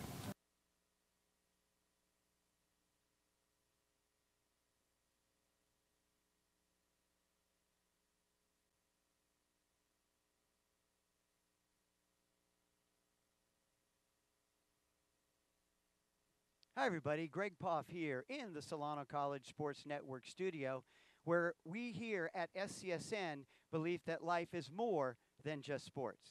Today, I'd like to tell you about a Solano College student by the name of Haley Green. And just before the start of this semester, Haley lost her mom both tragically and unexpectedly. And also, dealing with the sorrow of her mom's loss, which is hard enough for anyone to bear, she also was responsible for dealing with all of the costs associated with the funeral for her mom.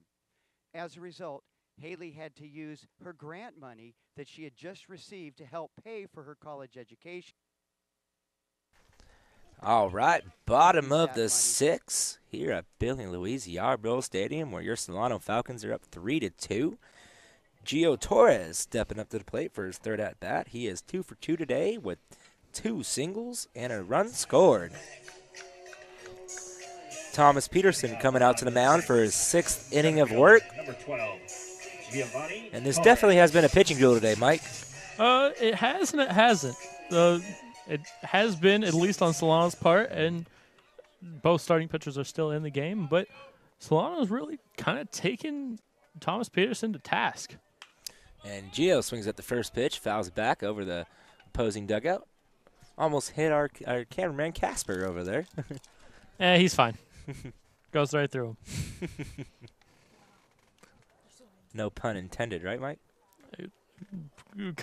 Everything's a pun. That whole thing was a pun. You named him Casper. There's nobody there, Stosh. High ball one. Count goes to 1-1.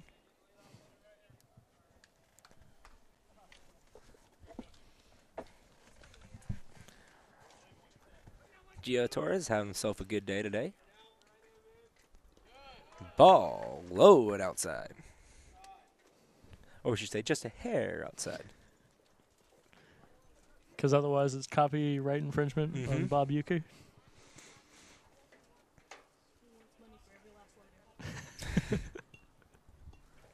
Do we pay him by the letter or by the word? A little high curveball there. Can't get the call. Count goes 3-1. Gio Torres has worked the count in his favor.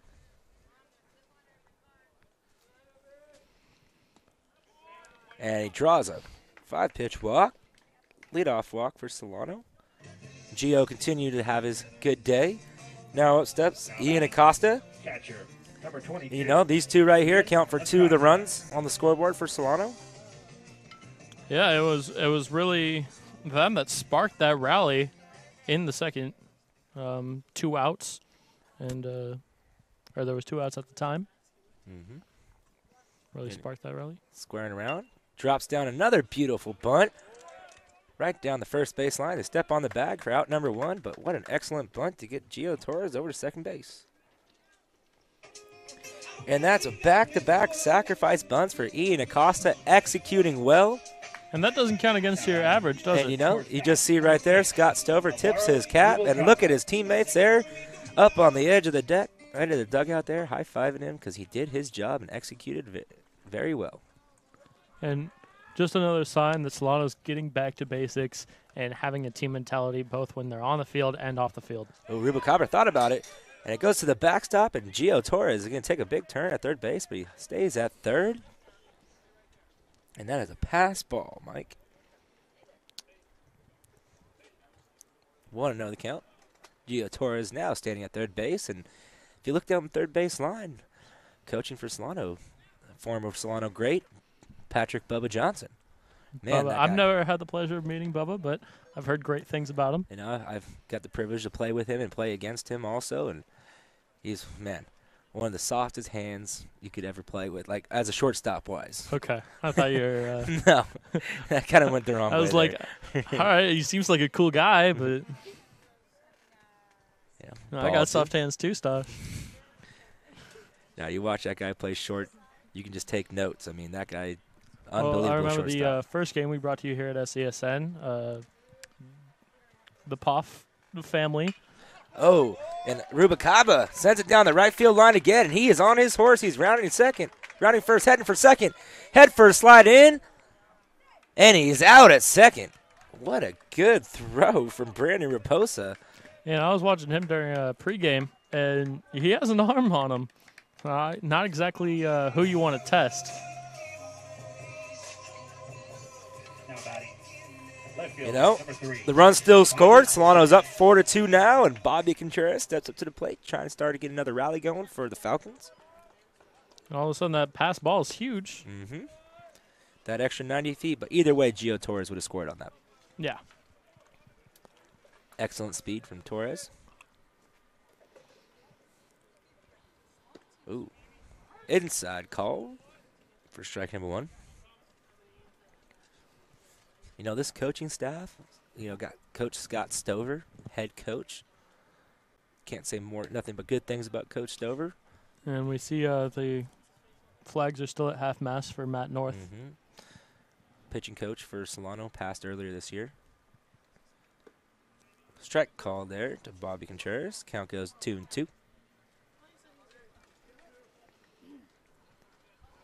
So, Bobby looking to extend the inning. And Bobby pokes this one down the right field line. It looks like it's going to be fair. That's a fair ball. No, it's not. And they call it foul. From where I'm Close. sitting, it looked pretty good to me, Mike. But, you know, umpire's doing an excellent job. He's closer than we are. He's definitely right on top of it there. Count is 2-2.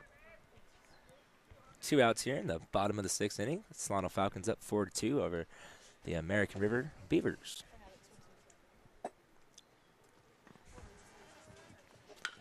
And Bobby kicks this one over to third base, and third base couldn't come up with it. Scoops it, throws it over to first, and they get him for the 3rd out of the inning.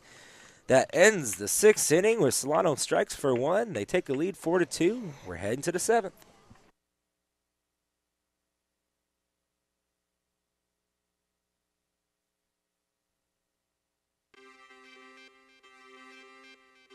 Hello, I'm Catherine. I'm from Colombia. My name is Ramo.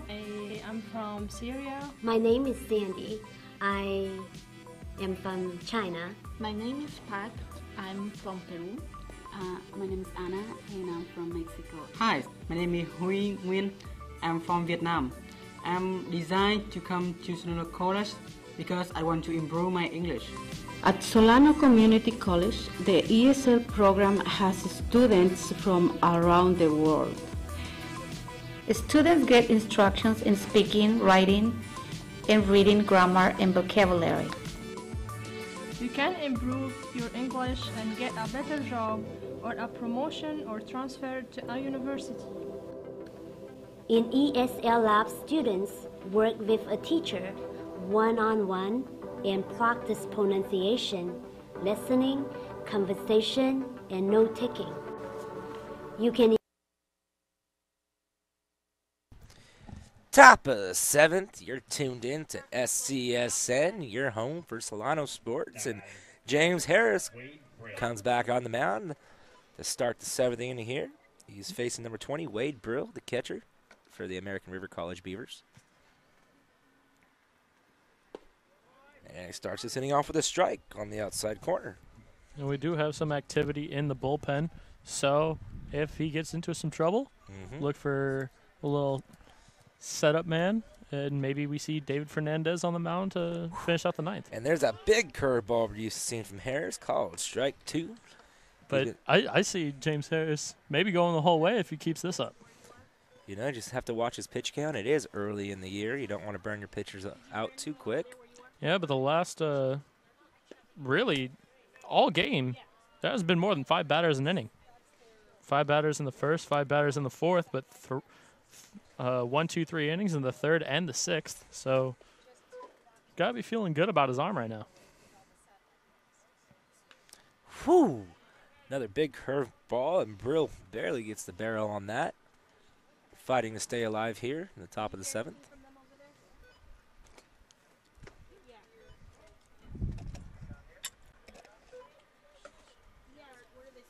Brill, 0 for 2 on the day with the ground out and strikeout.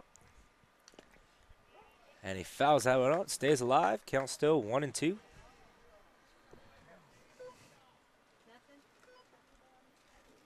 Brill not having the best day. Fielder's ground into a fielder's choice the first at bat, and then struck out swinging in his second at bat. So looking for his first hit of the day. I'm struggling through my words. And he's not going to get it there because that would be a backwards K in the scoreboard. Calls strike 3 for out number 1. We have James Harris be player of the game. Now batting, right fielder. Now batting, Brandon Raposa, who we saw an excellent throw to get Alvaro Rubicaba in the bottom of the 6th. Strong throw from right field. Yeah, he's been all over the field defensively. Had a nice diving play in the early part of the game. Called strike 1. Not the best day for him offensively.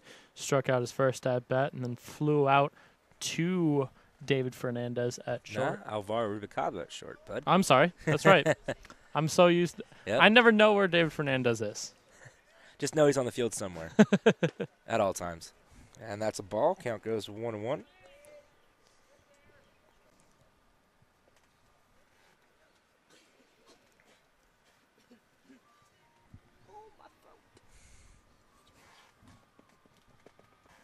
Harris kicks and fires. Oh, and it's a swinging bunt right into the hands of Harris. Harris steps, fires over to Perez for out number 2. That was more of a little desperation, don't hit me there swing. He thought it was high, obviously, and so he was protecting himself and then hit him in the bat. Shortstop, Michael Hatfield. Now the number 9 hitter for American River, Michael Hatfield. Shortstop. 0 for 2 today with a ground out and a fly out. And fouls that one back for strike number 1. Almost hitting our cameraman Lonnie in the process. Lonnie Williams. I'm just glad I got that one right. I've been calling Denzel Lonnie all day. So. Denzel standing over there on the above third base dugout. Big curveball gets the call. Call is strike 2. Count now 0-2. 2 outs. Top of the 7th. And I think James Harris will be perfectly fine going 1, 2, 3 innings the rest of the way. Mm-hmm.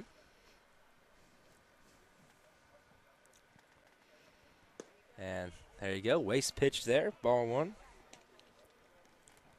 You'll see that a lot coming from a club coached by Coach Stover.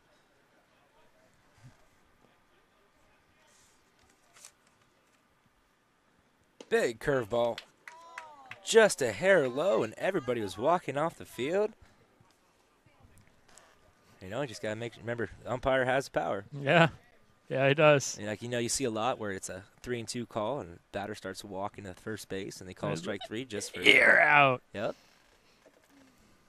I would do that so often. I could never be an umpire. All right, it's a pop-up in the shallow right field. Darian Evans is under it. He camps, catches the ball. 1-2-3 inning for James Harris. No damage done. Heading to the bottom of the 7th.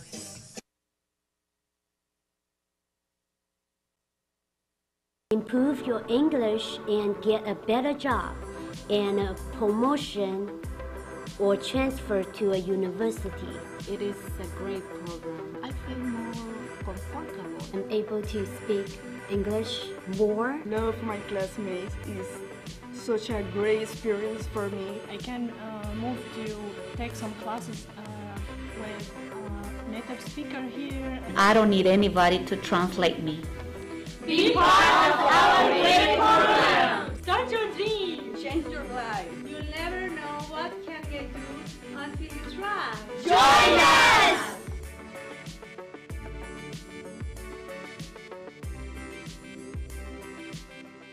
Hi, my name is Malcolm Gamble. And I'm Marnie Salvani. We're coming to you from the Solano studio on the Solano College Sports Network. And we have a speech and debate update for you guys. The Solano Speaking Falcons just competed at the Tabor Vinitsky Tournament down in Southern California. It's a 3-day tournament.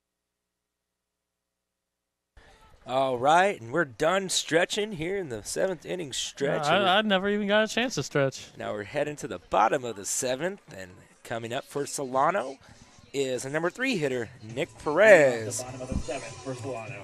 Nick has reached on a hit by a pitch and an error this game, and he's also grounded out to the shortstop.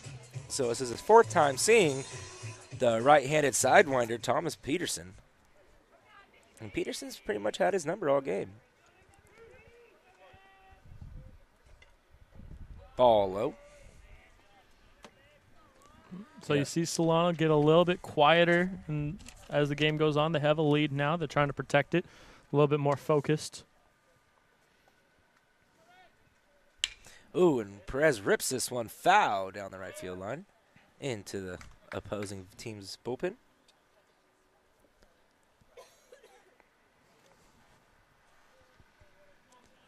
Nick, one of the hottest hitters for the Solano Falcons team so far this year.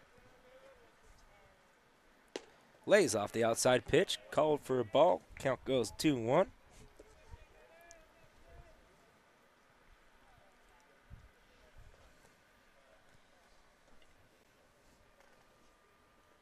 Peterson kicks and fires.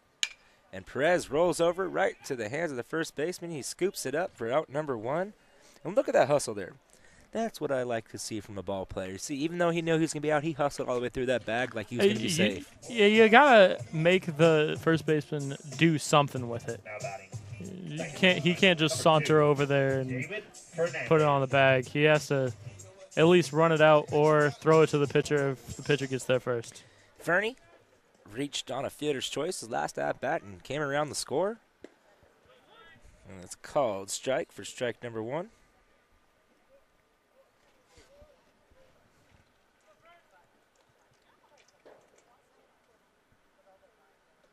Fernandez, and it's fouled off of his foot. The umpire calls it foul, and that never feels good, Mike. No, that's what I was trying to hint at earlier when the curveball went off of. Those don't hurt. That's That true. one hurts. That's what I was trying to say. It hurts to get hit in the foot. It's not fun.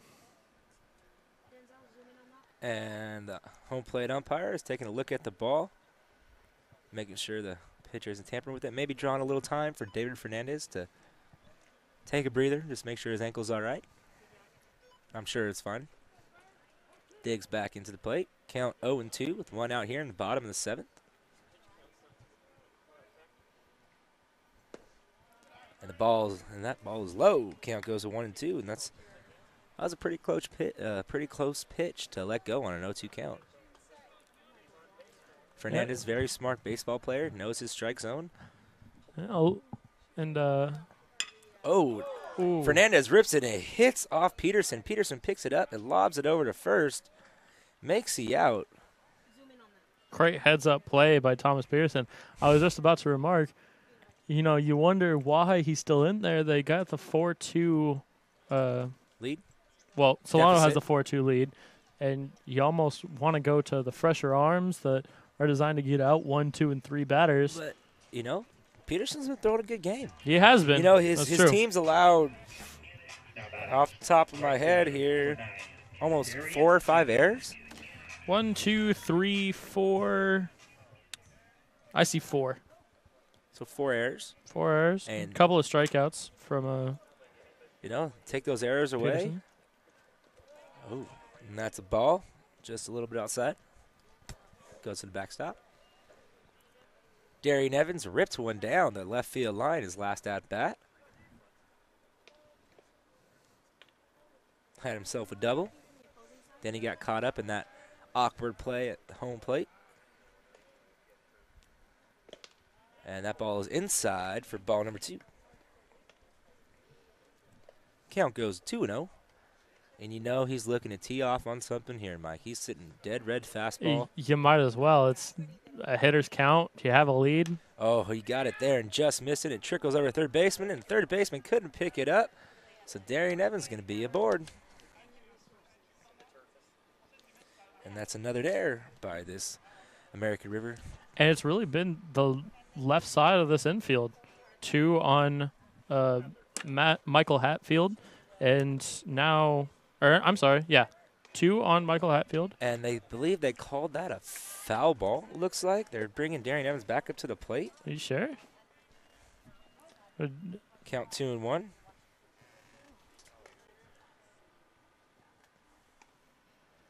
Oh, and Darian rips another one down the left field line. And he is on his horse. He's on his way to second. And he's going to have himself another stand-up double. Back-to-back double. Actually, never mind. That was a fair ball. Just put him on first. Darian is starting to see the ball very well. Now up steps number 1, Tucker Bishop. 2 outs here in the bottom of the 7th. Let's see if Bishop can come up. The big hit here and get another insurance run for the Solano Falcons.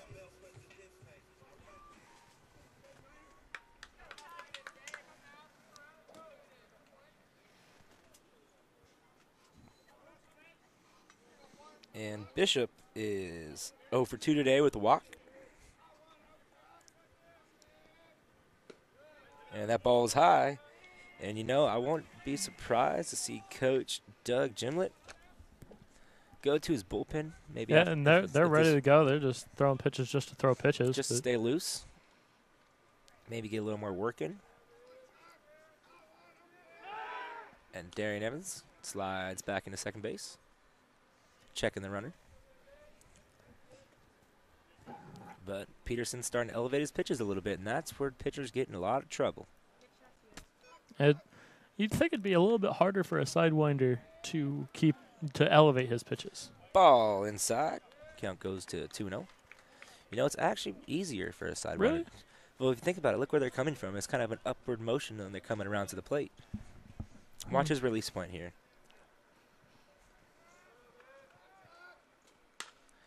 And this is hit to the left side of the infield. Shortstop picks it up. His long throw.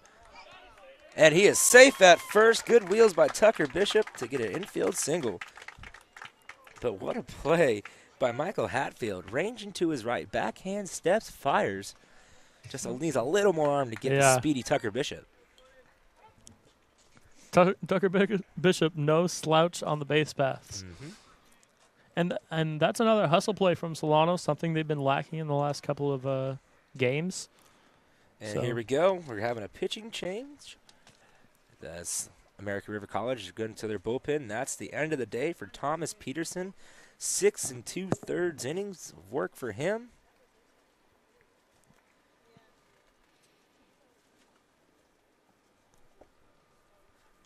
You know, he pitched a good game. He did. Got a couple of strikeouts. Forced him to really play small ball. Didn't give up anything big except for Darian Evans with his 2 doubles. And his arm just got tired, and his defense failed him. Yeah, his defense couldn't really hold up there. And like I was trying to say earlier, it's really been this left side of the infield, shortstop Michael Hartfield and third baseman Austin Call, the majority of these errors.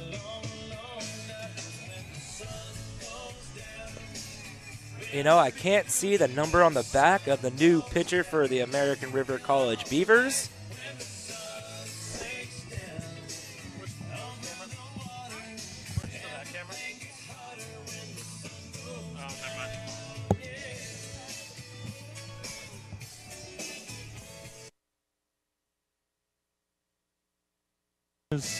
We'll get you the name and the number as soon as possible. Our camera doesn't have his number in frame.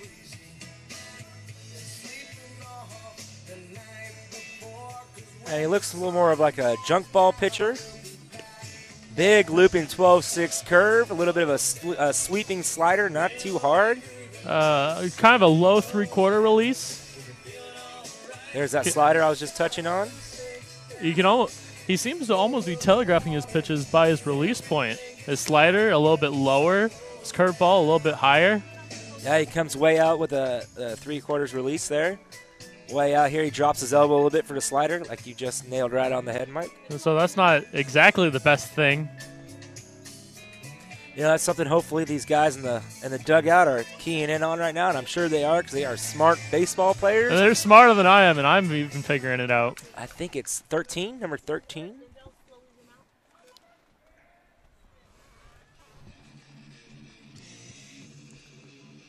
Julian Lehman.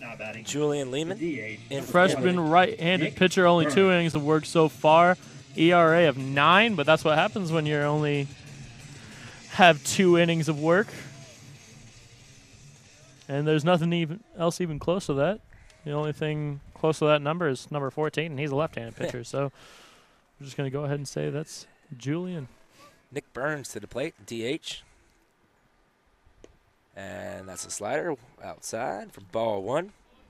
You have Tucker Bishop, who got a base hit, is over on first, and Darian Evans standing on third base, and he had himself a double earlier this inning. So runners on first and third for Nick Burns, who checked into the game in the 5th inning and replaced for Trevor Faulkner. And he kicks and fires. Big curveball. It's going to be called for ball 2. Just hung up there. Didn't come down.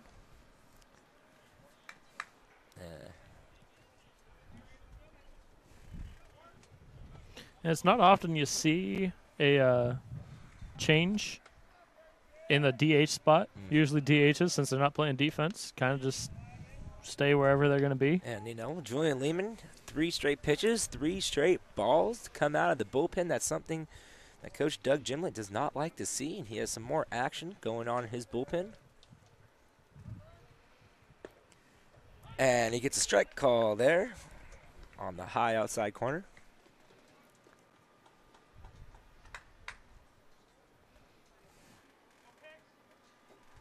Nick Burns digs back in.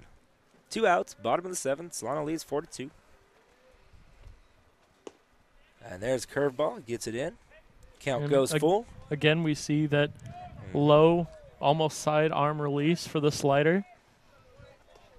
And don't be surprised to see Tucker Bishop take off here because it is a full count. 2 outs. He will be on the move. And he takes off and he swings at a dirty ball. Can't tag him out at home.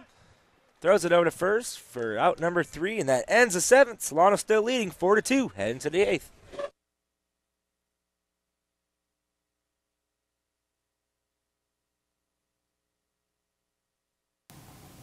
Hi there, my name is Roxy Gallegos from the Solano College Sports Network, and thank you for tuning in. I'm here to give you an update on the Solano men's basketball team.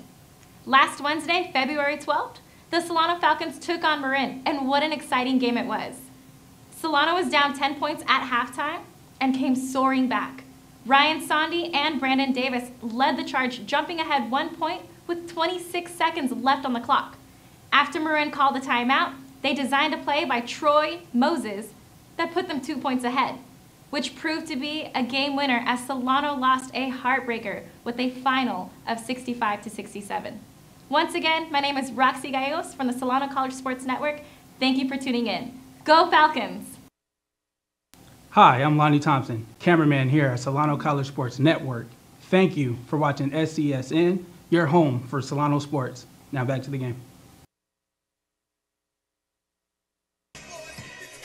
All right, James Harris still on the mound in the top of the 8th. You're tuned in to SCSN, your home for Solano sports. And what a game it's been so far, Mike. It's been a great game. 4-2 Solano lead. Couple of errors, but for the most part, it's been a great pitching battle between James Harris and Thomas Peterson. Thomas Peterson's day is done. But James Harris still going strong into the 8th. You know, this is the one guy that's been causing him trouble all day. Even though he has struck out, is A.J. Phillips. He has both runs scored for this American River team. He has a triple and a walk on the day, along with a backwards K in the scorebook. Yeah, but he is the only 2 runs they have scored. Harris still painting that outside corner. You know, had a rough first inning, but after that, he really settled down and found himself a groove, and he's been cruising ever since. Ooh, big curveball just slipped out of his hand there for ball number 1. Count goes to 1-1. You know, he just didn't get the pull on it like you would like. This little snap. And those are also dangerous. If he lets one float like that. Yeah, nothing worse than a hanging curveball or hanging slider. And there's called strike 2. Count goes 1-2. And don't be surprised. See that big curveball from Harris right here? He's been executing that pitch very well today.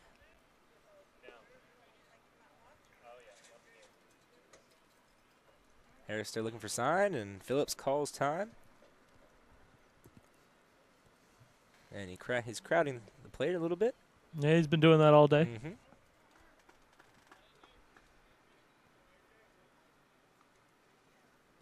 And there's a curveball on the dirt for ball number 2. Count goes to 2-2. Loose ball down the left field line from the Solano bullpen.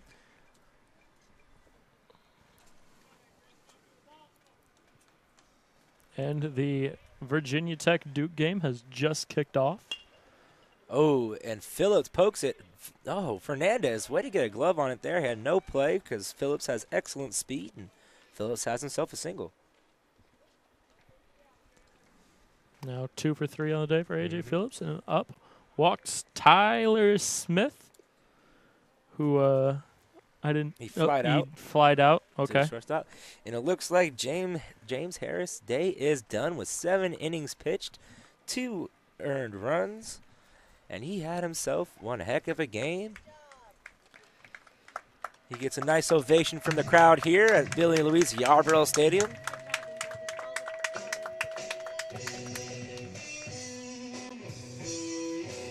And it looks like Solano is going to the relief pitcher, number 24,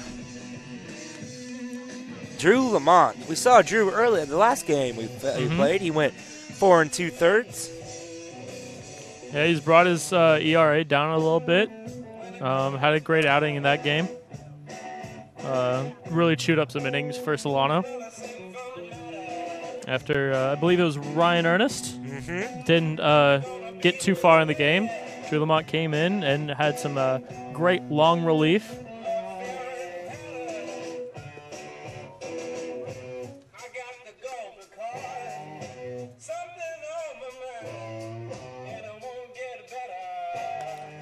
pretty straightforward pitcher. Drew Lamont has a four-seam fastball, changeup. Believe he has a slider as well. Goes to it whenever he, really feels like it. And it's good not to have really a strikeout pitch that people can sit on. If you're a pitcher, you want to be able to use those pitches almost. If you have 3 pitches, you want to be able to throw each pitch a third of the time. Exactly. Final stat line for starting pitcher James Harris. He had 2 walks, 6 strikeouts, 6 hits, 2 runs, 2 earned runs, and 7 innings pitched. I would say that's an excellent outing from the young James Harris. Yeah, and provided that somebody doesn't go yard in this game, I think he's in line to be our player of the game. Yeah, if the score stands as it is, we'll have a post-game interview with him. But until then, we got the speedy A.J. Phillips over on first, and up steps the left fielder Tyler Smith to face Drew Lamont in his first batter of the game here in relief in the top of the 8th.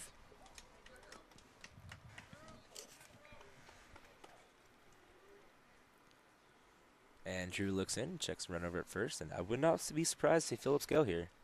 And he does not.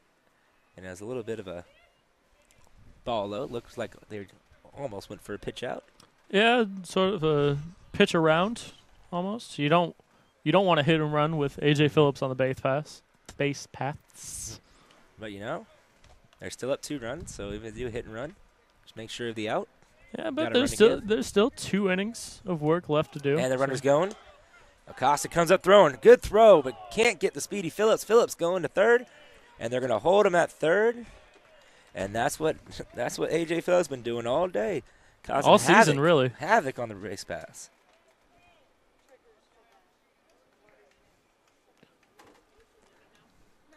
So that's 2 stolen bases for him on the day, bringing his total to 10. 21 for the team on the season. And he just got an incredible jump again. And you saw the first time up against James Harris, he got a good jump. First time up against Drew Lamont, he gets a good jump. Oh, good pitch from Drew Lamont to take a little bit off of that to fool Tyler Smith, and the count goes to 1-2. And if it was me in that Drew Lamont's case, I would just stand there. Next time Phillips comes on base, if he gets on base again, just stand there until they call timeout. Oh, and they pop it up to Darian Evans, and the wind is carrying out that way. Evans is under it, and Phillips can have no problem scoring here, and it cuts the lead to 4-3.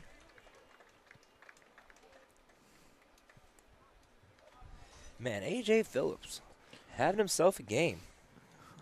I mean, you can say that again, a walk, partner. A triple, a single.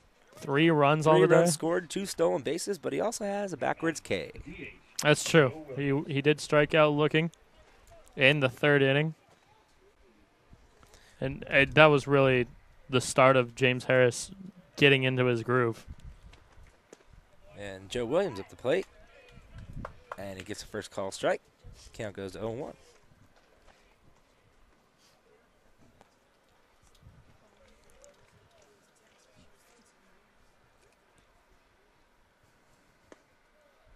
And that's ball, 1-1. And unfortunately, that puts James Harris's total up to 3 runs allowed. Because he was on the hook there, allowing that base hit. But still in line for the win. Yes. The worst that can happen is a no decision, but the 2-1. Well, a no decision usually means somebody else picked up the loss. Or somebody else picked up the win. Well, that's true. I know from my playing days. And it's a foul ball down the right field line. Perez may have a play on it, just up and over the fence, and that'll be a foul ball for strike number 2. And, of course, by playing days, I mean MLB The Show. I was a starting pitcher. Wow. And I always hated when I went 7 strong, and only gave up a run, and I see that there's 4 runs given up in the 8th. You can't get past that, can you? And that's a foul ball. Goes off the bottom of the bat. Those are always the ones that... Oh, and Coach Doug Gimlet is going to have a word with the ref. Oh. No, he's just picking it. Oh, maybe. He's asking if it hit. Maybe a little catcher's interference.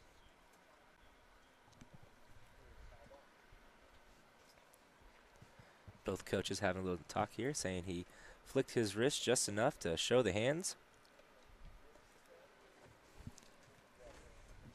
count. At least there was no dirt kicked. Nobody was thrown out. Two calm coaches right now. Now, both fierce competitors. Under the expanded replay in the MLB, that's not something you can challenge, can it? It is. Is it?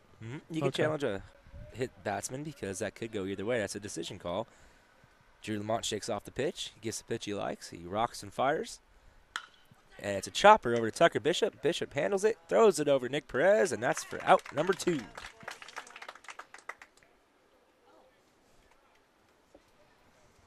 And up steps the big boy, number 24, Cole Ebner.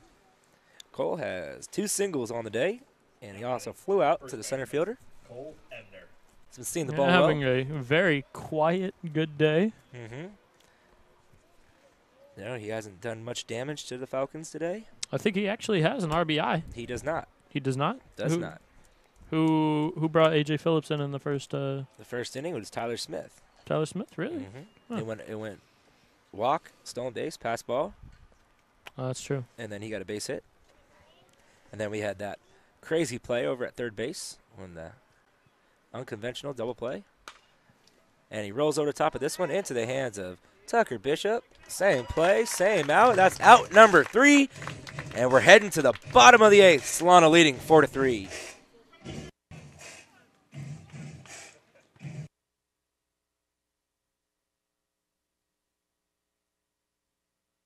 Solano Community College transformed my life. And gave me the opportunities I needed to succeed. I received the same university caliber education. Without the pressures of debt holding me back. Affordable and flexible, I fulfilled my undergraduate classes. Getting to the information I truly have a passion for. The decision to attend SCC empowered my future. And made my dream of attending Yale University a reality. Solano Community College, the educated choice.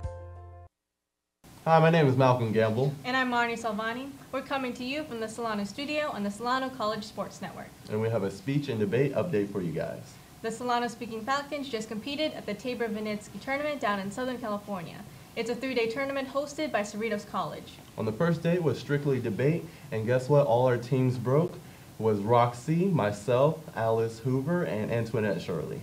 On the following day were our individual events, and Solano won first place sweepstakes award. And here's a few highlights. Roxy Gallegos took first place in persuasive speaking. Alice Hoover was top speaker in debate. She took 4th. And in And we are back, ready for the bottom of the 8th. Center fielder. My partner in crime, Stasha Marta, will be back shortly. It's a long time sitting here without being able to do most of the things that normal people can do. So Giovanni Torres steps up to the plate. 2 runs scored on the day with a walk, a base hit, and two singles on the day, actually. First pitch is a ball. So the count goes to 1-0.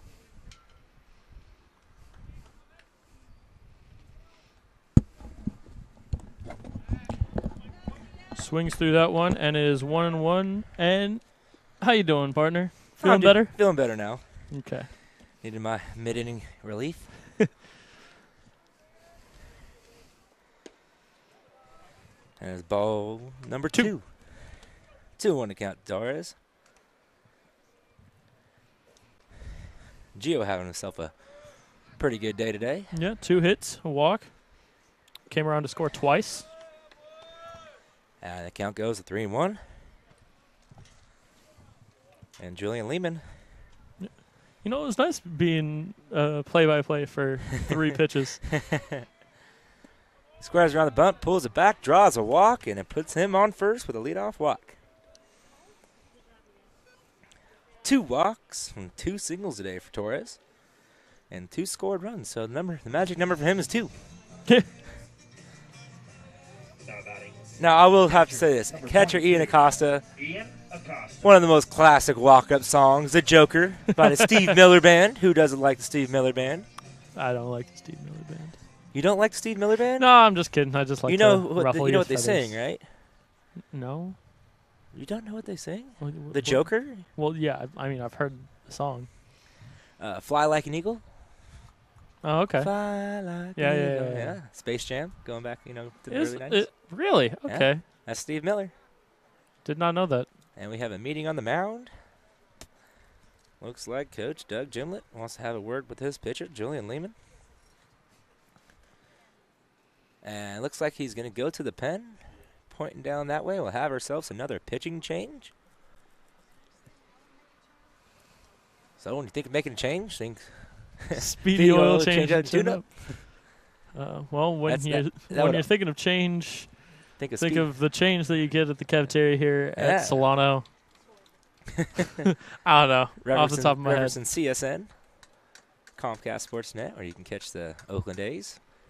And the Giants. And the Warriors. And the Warriors. And I'm rocking my new... So, actually, CSN is the home of the A's now that the Giants are actually on national television most of the time. Low blow there, Mike. Spring training is underway. That's true. And there's actually a big, fierce battle of the Bay going on right now. Buster Posey, Eric Sogard going for the face of the MLB. Okay, to be honest, though, because I had a couple of fights on Twitter last night talking about it. Eric Sogard isn't even the face of the A's. No. How can he be the face of... How could you not like the guy, though? He's got glasses. He's nerd power, man. Nerd power. He's cool. He seems like a great guy. But A's fans are just spiteful and don't want Buster Posey to win. No, it's not even that. Eric Sogard took down Troy Tulowitzki 69-31. Or 21. I don't think it really mattered who. You could have had the bat boy from the A's. And to beat Troy Tulowitzki?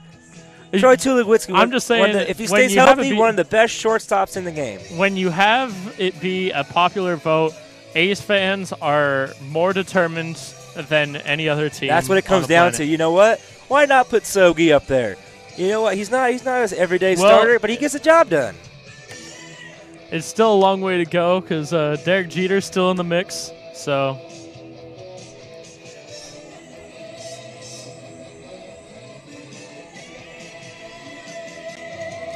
Patrick Upchurch on the mound now. Big sophomore right-handed pitcher. 4 1/3 innings pitched. Only has given up 1 hit, 4 strikeouts. Not giving up a run so far on the season. And I can see why. I watched him during this warm-up pitches. He is a submarine thrower. So it's got to throw you off a little bit. Bottom of the 8th, no outs. Gio Torres standing over at 3rd, and Ian Acosta squares around looking to get his 3rd sacrifice bunt of the game. And does that speak more about Gio Torres' ability to get on the base paths or Ian Acosta being a team player? That's just good. Both. There's no one answer to that. I mean, Ian Acosta, he drew a walk, scored a run, 2 sacrifice bunts, and now he follows 0-2. Now he's going to have to swing the bat. Very smart player. Very smart young man. Good student athlete. Well, they're all great student athletes. They're all rocking 4.0s. And Upchurch comes set, trying to pick Gio Torres, and the ball gets away. And Gio's getting on his horse. Bubba's waving him around to 3rd. Gio rounding 2nd. He's going to be at 3rd, standing up. And that's what happens when you give Gio Torres a chance. And it took a nasty hop, came off the wall, almost went into right field again, so wasn't a great bounce for the first baseman. And it looked like Upchurch just short-armed it over to 1st and just skipped it to him. And when you come out in relief, sometimes you forget how far it is from the mound to first base. Yeah. It kind of seemed like he just stepped off and then kind of hesitated there. He wasn't confident enough throwing over to 1st. But he didn't want to balk, so he threw it anyway. And I wouldn't quite call him a submariner, as I did earlier. I would say a low sidearm pitcher, because submarine, you're coming directly from underneath. Still not something you want to see yes. At the plate. Nah, when I was playing, I actually liked sidewinders. See the ball earlier. Count goes 2-2. But it's got to still throw you off just from a traditional standpoint. You're used to seeing it come over the top. And maybe the first couple times you face a sidewinder, but after you've seen a couple of them, they're all the same. You just got to pick up the release point. Some pitchers do hide the release point better than others. And that's when it gets tricky. Oh, and Acosta swings over the top of that one for strike 3, and that's out number 1.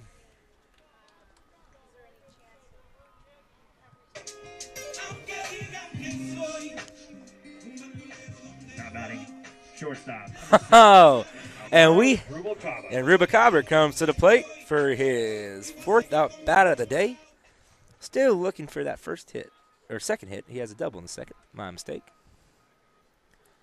He swings at the first pitch and fouls off of his back. And I believe, Mike, you have a Twitter update for us. Yeah, Eric Sogard has upset Buster Posey. Nerd power, man. It's not even nerd power. It's just no, that's just A's his thing. power. That's his thing. We call it, it's nerd power. Put your glasses on, have a little fun. You know, he could be the face of the MLB. You still got to go against Derek Jeter. He's still in the mix. Yeah. So, but you know, that just proves if A's fans can upset Buster Posey, I thought Buster Posey was going to win it all, actually. And he should. I mean, you know, objectively. Oh, good slider. Good hit from Rubicaba. And an RBI single for him pushes this lead 5-3 in favor of the Falcons.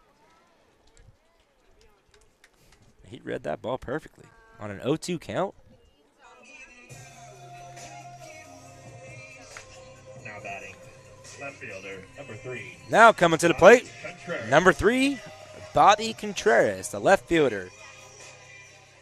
Bobby looking for his first hit. He walked in the first, reached on the air in the second, struck out in the 4th, and grounded out in the 6th. And he bunts it, and it's a little pop-up bunt. He can't get it down, and that's going to be strike number 1.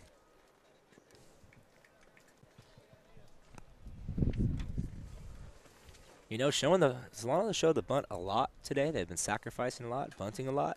That's happened all season, though. But it's really working in their favor because they're actually seeing a lot of pitches from these Beaver pitchers. And the silver lining of bunting all the time, you're not going to get a lot of strikeouts.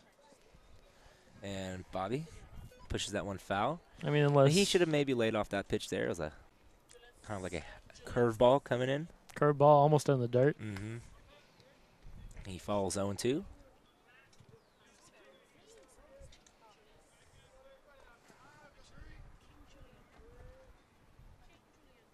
And the pitch. And he swings at that one. There's strike number 3 for out number 2. Now up to the plate. Big boy, number 13, Nick Perez. Now batting, first baseman, number 13. Nick Perez grounded out to first. His last at bat, hit by a pitch earlier today. Also, reached on an error in the first inning. An E6. And grounded out to shortstop. And that ball's low and outside. Actually, he didn't ground out to shortstop. It was a 6-4 put out. So, fielder's choice. In the 5th inning, yes, it was a fielder's choice. Off the bat of David Fernandez. Then after that, David Fernandez actually I'm talking about to end the second. Oh, to end the second? Yeah, he grounded. Yeah, it was a short to second base. So you can say fielder's choice. Count goes 2-0 to Nick Perez. You know, this is much different from us. We're used to calling basketball games. We still got another one to do, partner. Yeah, yes we do. I'm excited for that playoff game this Friday inside the Falcons' Nest. Solano Community College Gymnasium. Inside the Falcon Nest, also the tentative name of the talk show that we are going to be hosting soon, sometime soon. Hopefully soon when we get some time between our busy baseball schedule and basketball schedule as well. Oh, Nick Perez shoots it the opposite way, and left fielder's under it, and he catches it for out number 3. And we're heading to the top of the 9th. We'll see if Solano can get it done.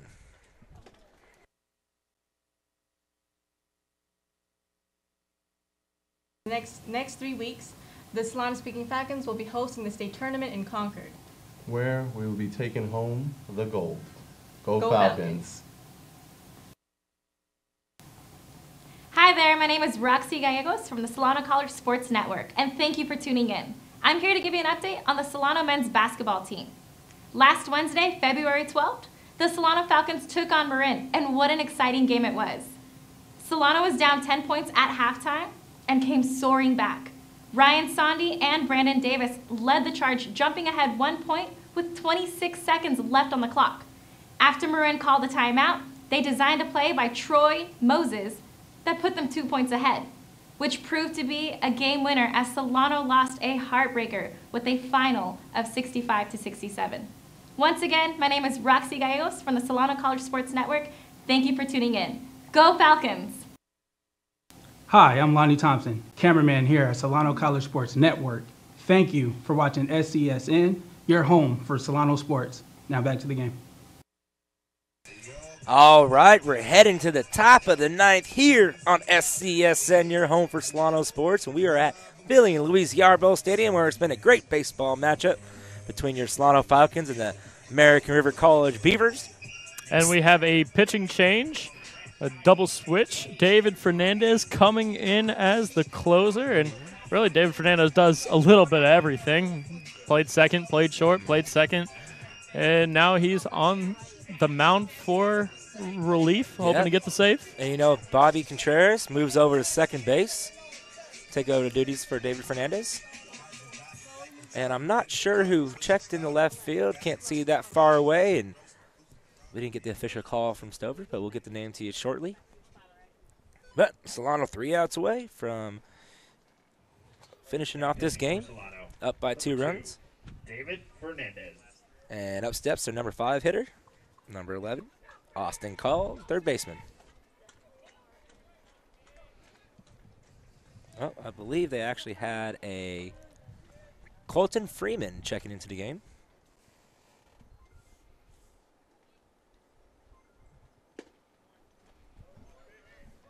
And that's going to be a ball.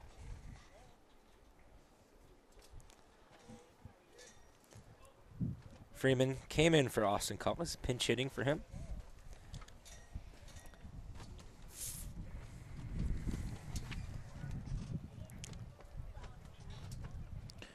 Cole Freeman, 1 for 9 so far this season with 4 strikeouts, 2 walks, so 111 batting average, 333 on base percentage. And you know, Austin Call wasn't getting it done for him today, so they're going to try their luck with Colton Freeman, see if you can get something sparked here for the Beavers. Yeah, Austin Call, before his day was done, flew out to left, struck out and drew a walk, so not a lot doing. And a couple errors. Yeah, that's true. Didn't have the best defensive game, but Fernie finds himself in the hole, 3-0. Looking for that first strike. Rocks and fires. And there it is on the outside corner. Count goes 3-1.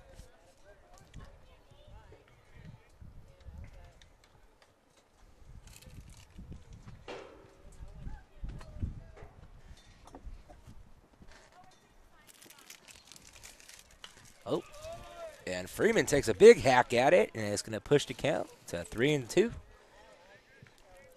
Fernandez came back with 2 straight strikes after allowing 3 straight balls. And now the money pitch.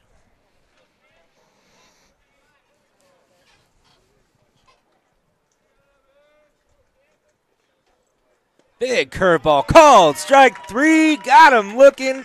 Out number 1. Now, Fernandez, you know, 3 straight balls, and after that, 3 straight strikes, finding his groove. Now batting second baseman, Steve Mercado. Steve Mercado stepping in for the 4th time today. He is 1 for 3 so far on the day. 1 for 2 because he had a sacrifice. Yeah. And this ball is high. Count goes 0-1. You know, Fernie took over the closing role this year, and Stover talked high about him. And early on, before the season started, expects a lot of big things from Fernie. I think we all do here. There it is. Call strike 1. Count goes 1-1. David Fernandez, more of the quiet type, lead by example. Went to my alma mater, Armio. Good friend of mine. Or he was, at least. I don't know if he even recognizes me anymore. We were in leadership together. Ooh. Now it's a curveball outside. Swings at it. Strike number 2. Count goes 1-2. Yeah, all those guys, Fernandez, Nick Spini, Casey Towner. Brian Wilson. Brian Wilson. He goes here, not playing baseball this year, but I've seen him in the hallways. I actually ran into B-Boy yesterday. Yeah? Yeah, at the gym. Guy was one heck of a quarterback in Armio. Broke some records over there. Oh, Fernandez tries to sneak a curveball in and just left it up high for ball number 2. Well, I guarantee you the record he didn't break was touchdowns. Armia not the best football team. Now, if you want some good high school football, go check out Vaca High. You can actually check it out on our YouTube channel. We actually called a couple games this year for Vaca High. Yeah, that was back when we were just learning how to use this TriCaster system. And now that Chelsea can do it basically by yourself, not really paying attention to the game. Oh, another curveball from Fernandez. And could you imagine Mercado. trying to do that to a football game with only 5 people? It's impossible. Yeah. I mean, we only have 5 people here today, and hey, it's a lot better than last game we put up.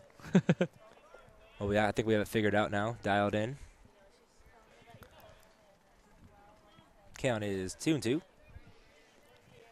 to Steve Mercado. Fernandez looks, fires. Tries to get the curveball down, can't get it to go. Actually, I'm sorry, that was a fastball. And he just let it loose, and now he's taking a second to calm himself down. He was a little too pumped up for that pitch, just let it go a little early. Yeah, it's lucky it didn't go over his head. He shakes off the first pitch, finds the pitch he likes, sets, and fires. There's a curveball again. And it hit the pole and almost hit our cameraman Lonnie up there. Lonnie, you all right? All right, yeah, he's giving us a thumbs up. He's all right. Yeah, he's a chirper. One of the few people that actually decided to come out today for our CSN squad. You know, a lot of people have classes. And yeah, that's true. Tuesday and Thursday is a popular day to have classes. You can work 3 days a week, go to school 2 days a week. That's what I do. And Full-time Nick Perez is student. digging over in the corner, and he can't get to it. It bounces off the wall, and it's a foul ball. Count stays full. Full-time student, full-time job. Mm-hmm. A lot of people at Solano do that. Mm-hmm. I don't personally. You know, it's like joining this broadcast career is like playing a sport. Yeah, I devote a lot of my time to. Too much of my time.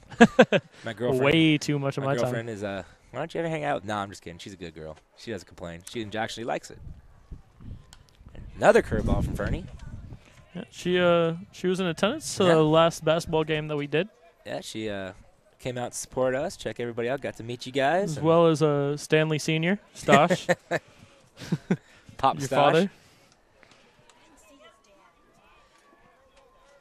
And, you know, Fernandez working has a full count here. And he's thrown a couple of good pitches in a row. Let's see if he can get the strikeout here.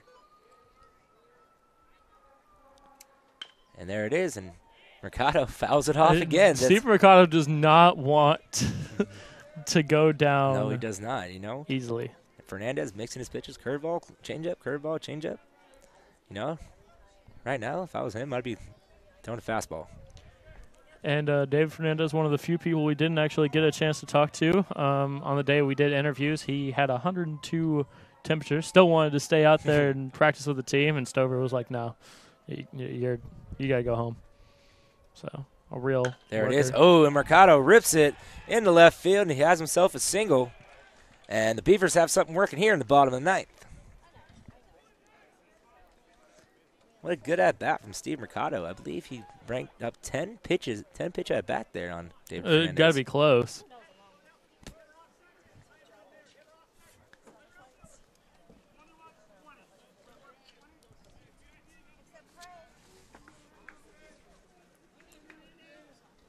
Alex Gaskin coming in. For Wade Brill. Alex Gaskin 1 for 3 on the year.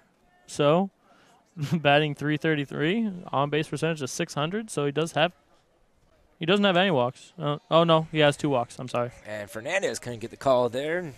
Looks a little frustrated up on the mound. He just needs to take a deep breath, rock back and fire, because the Blue hasn't been given that call all game. He's been calling the ball low.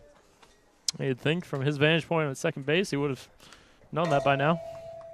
And a swing and strike. Fouled that.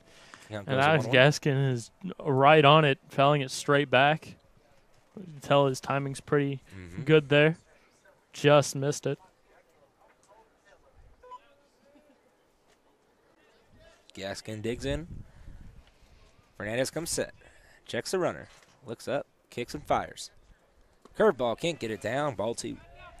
Yeah, and his curveball's not working for him today. He's leaving it up high. He's not getting his elbow up high enough to be able to yank down. His elbow's coming a little low from the side. Just small adjustments he can work on throwing bullpens during some practice time.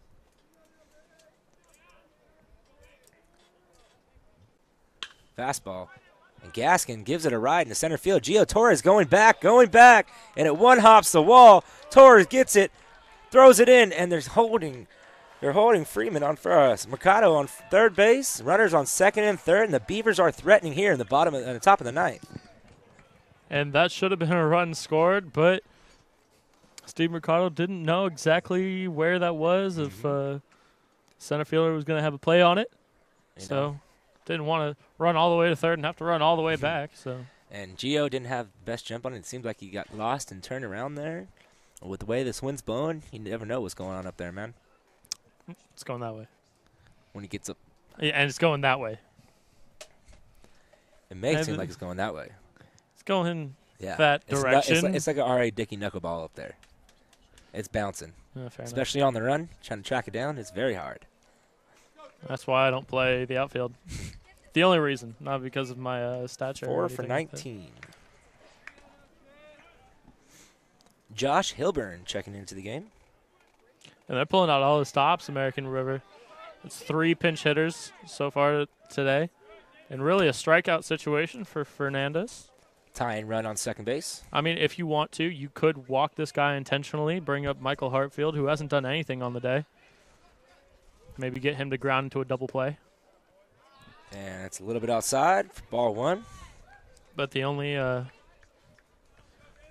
the only double play of the game came in the first inning. Tucker Bishop with the unconventional. Yep, solo double play at third.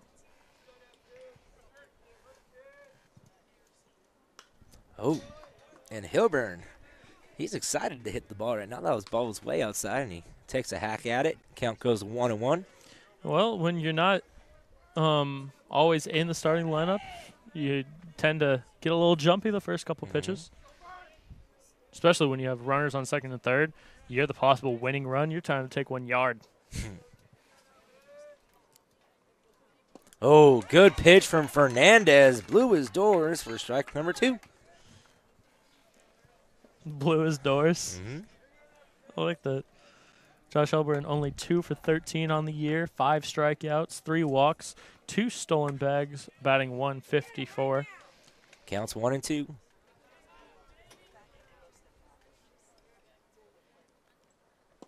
And Fernandez gets the big strikeout there for out number 2. And Beavers are down to their last out. Hilburn just swung right over the top of that. And we have another pinch hitter. Jimmy Lunardelli. Lunardelli. A sandwich shop on the moon. 2 for 13 on the year, also batting .154, almost exactly the same stats as Josh Hilburn, but only 4 strikeouts on the year and 1 stolen bag, no walks. Has come around to score twice, so he's due. Fourth pinch hitter of the inning. Let's see if it pays off for Coach Doug Gimlet. And it's a dirty ball, and the run is going to score, so the tying run moves up to third base. Score is now 5-4.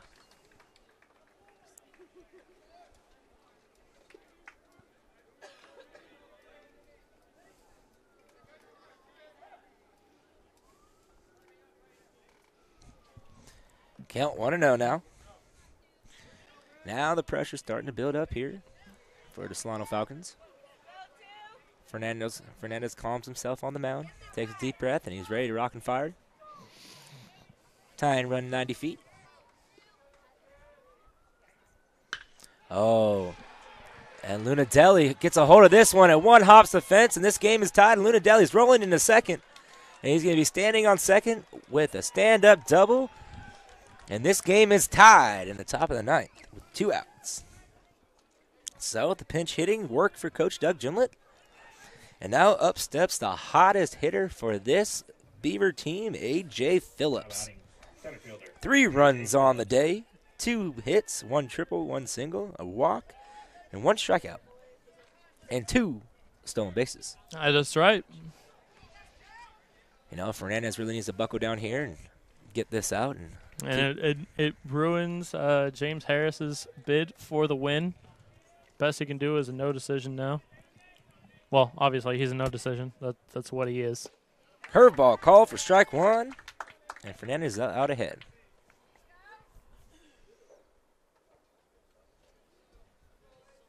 Phillips digs in.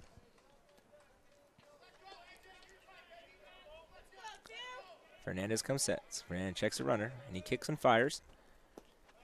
Little half swing there, and no, he did not go. He held up, and count goes to 1-1.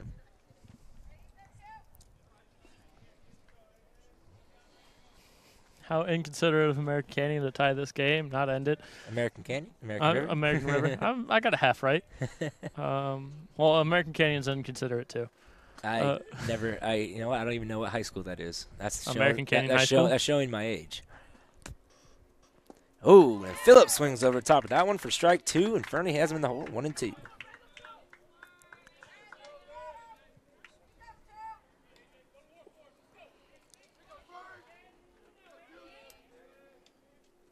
One strike away from heading to the dugout.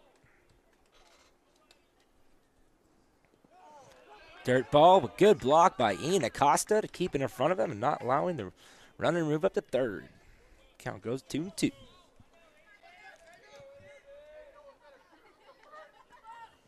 You know, the tension's starting to build here, Mike. I'm got me a little antsy. And you know, Jimmy Lunardelli is waiting to get to third. He's excited. Oh, and Phillips, that was more of a desperation swing there. It was going to be, it probably would have been a high pitch ball. He tried to check it and just kind of came off his bat a little bit. Helps out David Fernandez there. Doesn't run the count full. Count stays at 2-2. 2 outs, top of the ninth, tie ball game.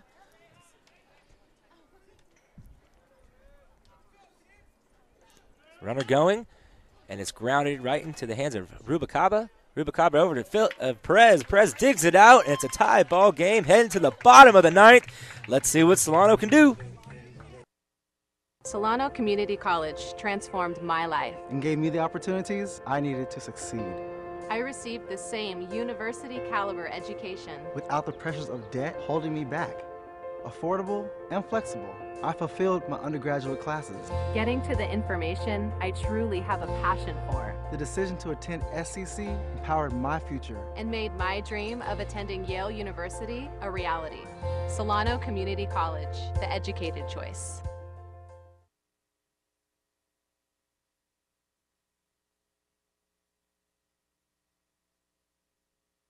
Hi everybody, Greg Poff here in the Solano College Sports Network studio, where we here at SCSN believe that life is more than just sports. Today I'd like to tell you about a Solano College student by the name of Haley Green. And just before the start of this semester, Haley lost her mom both tragically and unexpectedly. And also, dealing with the sorrow of her mom's loss, which is hard enough for anyone to bear, she also was responsible for dealing with all of the costs associated with the funeral for her mom.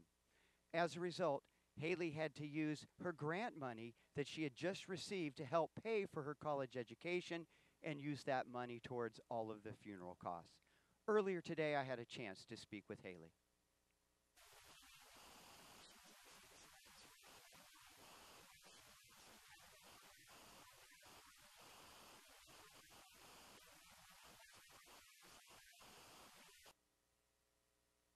All right, we are back here on SCSN, bottom of the ninth, tied ball game. American River College tied it up in the top of the ninth, 2 runs. And now stepping to the plate for your Solano Falcons, number 2, David Fernandez. And if you're Solano, this is the part of the order that you want to have. For David Fernandez, Darian Evans, then Tucker Bishop, the heart of the order. So I wouldn't be surprised. Darian Evans bats home another run. He's already got 2 doubles, but we'll look ahead for that. And the umpire was having a word with David Fernandez, telling him to back off the plate a little bit. And he likes to crowd that plate.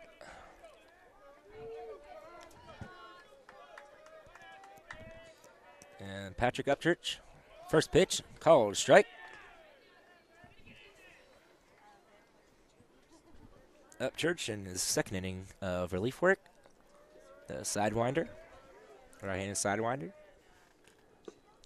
And there's strike number 2. Quick 0-2 count to David Fernandez.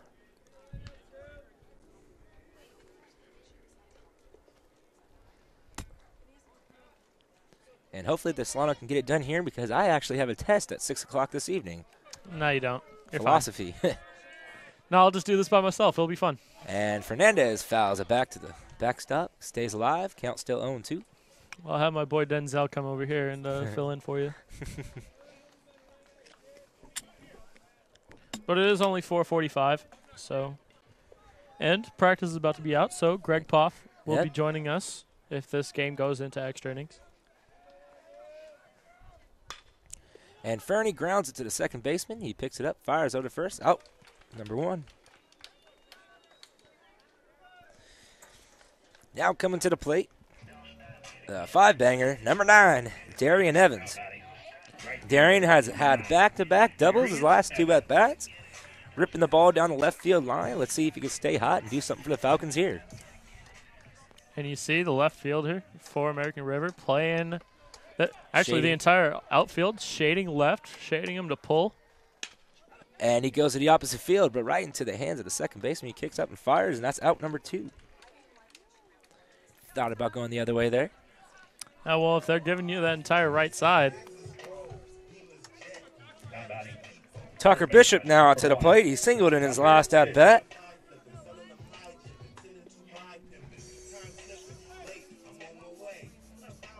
You know, 2 outs. Anything could happen, Mike. And did get a single. Also struck out, flew out, and drew a walk. So, jack of all trades today. And you know what? I want you to take a look at this pitcher. And he did not come set on that last pitch. I want you to see if he's quick pitching or AKA buck. 1 Mississippi, 2 Miss. Nope, it didn't come set. He's quick pitching, and he gets a called strike there. His count goes to 1-1. So what's the rule on that then? Well, what are you supposed to be doing? You need to come set. He's not stopping. So when he comes to the plate, look, he's fully set, and he comes up quick. I mean, that's about as close as you can push it. The count goes to 1-2 for Tucker Bishop. I feel as long as there's like a stoppage in motion. But he's not coming to a complete stop. He's boom. Let's check it out here. It's hard to explain to our viewers we have no visual on us here. Yeah, you're just saying boom and moving your hands. It's not really. So right here, he needs to come to a complete stop, and he did there. And Bishop just swings at that one for strike number 3, and we're heading to the extras.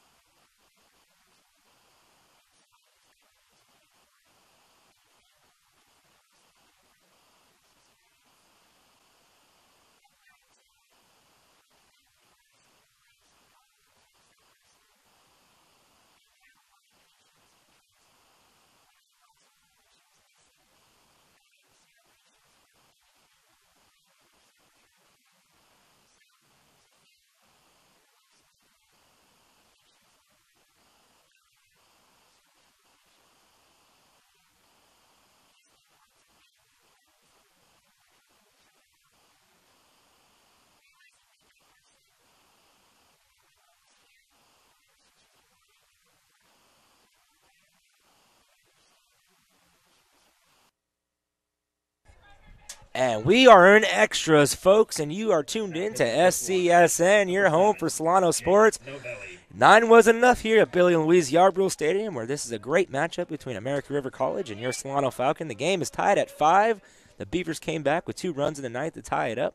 And now we're heading into extras, and there's a pitching change for Solano. Checking in is number 7, David Novelli. And the pitch, low for ball 1. David Novelli, 4 games pitched, 3 2/3 innings, 4 earned runs given up, 3 walks, 2 strikeouts, 7 hits. And he hits. bunts it right in front of the plate. Acosta's coming out. Good speed from Smith, and he has it beat, and that's an infield single. Bunt single. Playing a little small ball there, taking a play out of the Solano playbook. Now coming to the plate, the DH, number 16, Joe Williams.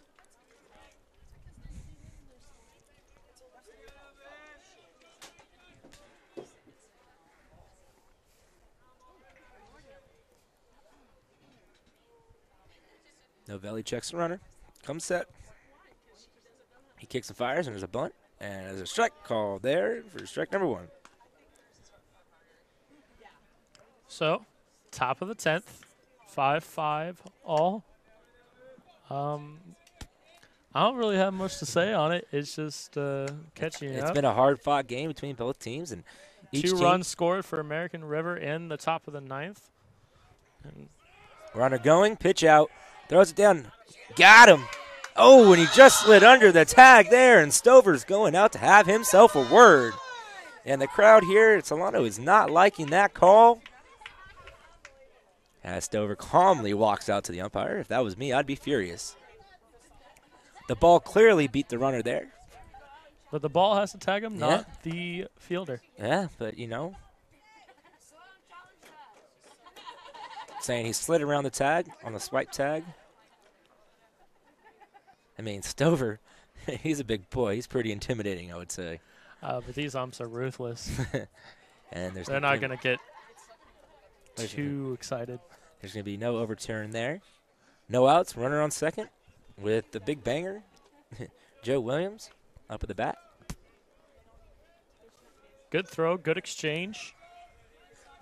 Good pitch by Fernandez. You know, we'd have to go, until we get our instant replay here at SCSN, we're going to have to go back and slow it down ourselves and take a look at it. A little frame-by-frame action. Novelli comes set. He kicks and fires, and a bunt is being laid, and it's foul back to the backstop, going to be 1-2 to Williams.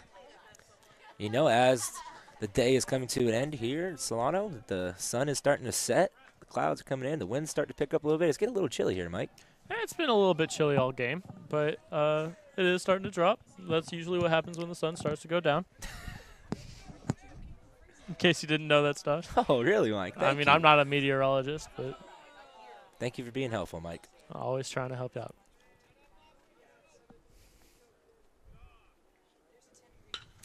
And there's a pop-up.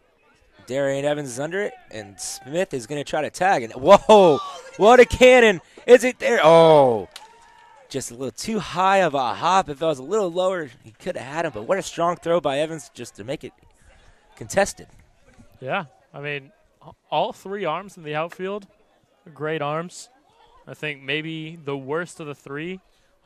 I'm not entirely sure who's in left field right now, but when Tucker Bishop was in left field, he had a strong arm. I think Gio Torres is actually one of the weaker arms of this platoon. He may have a weaker arm, but guess what? He makes it up. He can cover everywhere out there. His speed, he doesn't his need to glove, make a throw. Stover out there having a chat with his team.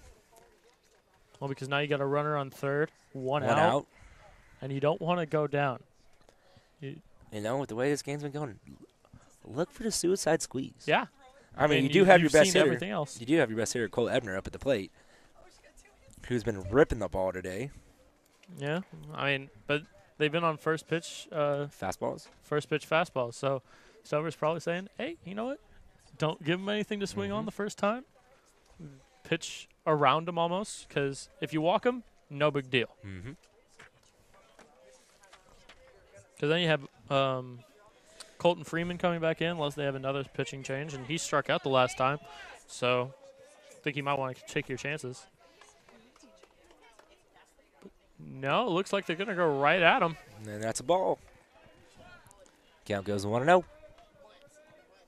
Infield is in. It's definitely something you have to do here, especially it's a do-or-die situation. Get the ball. What do you do? It depends on where you're at in the field, but you're always looking to go home.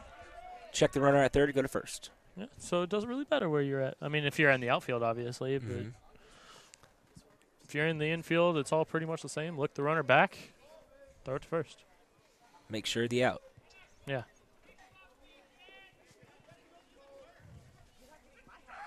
Count is 2-0. To Cole Ebner, pitch. Right down the heart of the plate for strike number 1. The count goes 2-1.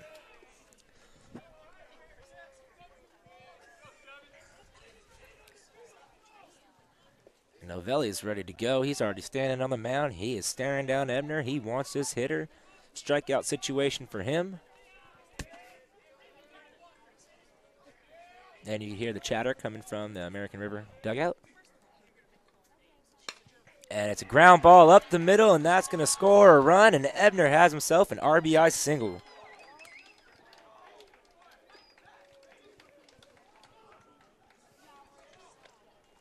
And now the Beavers have made the comeback. They now lead 6-5 here in the top of the 10th. Now batting, Colton Freeman, 23. Colton Freeman. Second at bat of the game. Struck out his first time.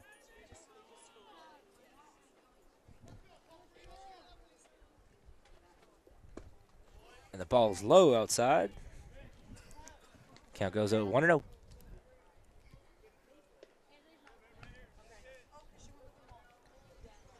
You know, Novelli's struggling a little bit here, trying to find the strike zone, feel out this umpire, and he's been calling the game tight all game.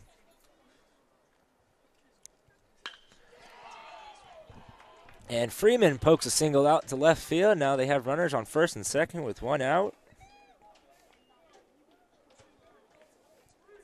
Back-to-back singles for the American River College Beavers. You know, the bullpen is working down there for the Solano Falcons. Up to the plate, Steve Mercado.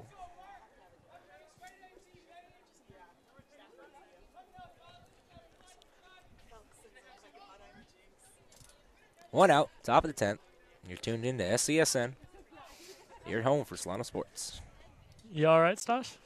A little nervous here, Mike. Well, David Novelli looking to get out of this jam with only 1 run scored. Put your team at least in, give their team the opportunity to win this game. Because if they put a crooked number up on the board. And there's a ball.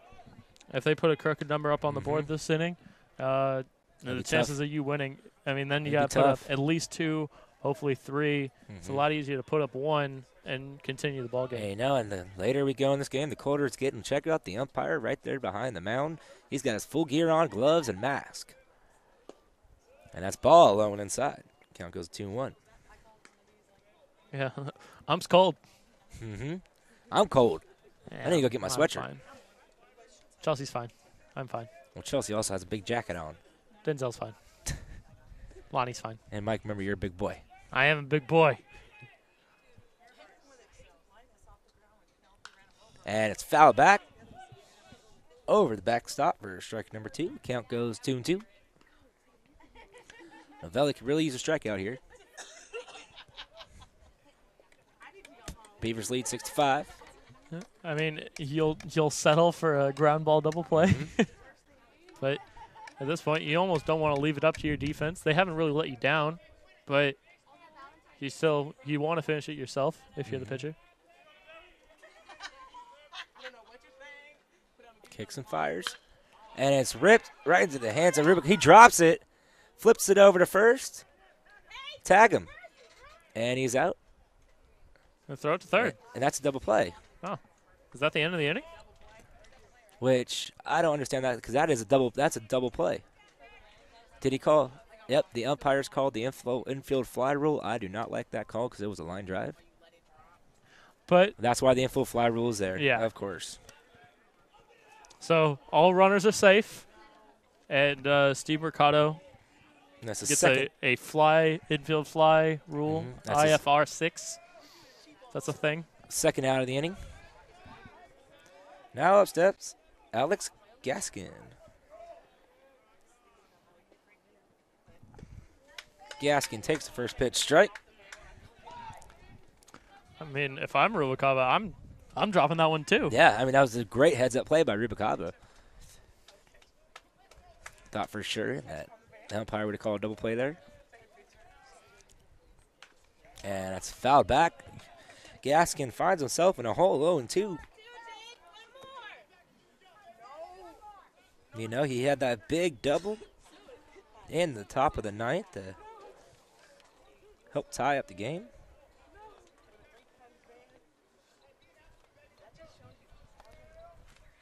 He's really the one that broke this game open. Mm-hmm. Runner going, pitch out, throw down to third, and they have him, and he's gone. And that ends the inning. Solano has some work to do in the bottom of the 10th, down by 1. It's going to be exciting, folks.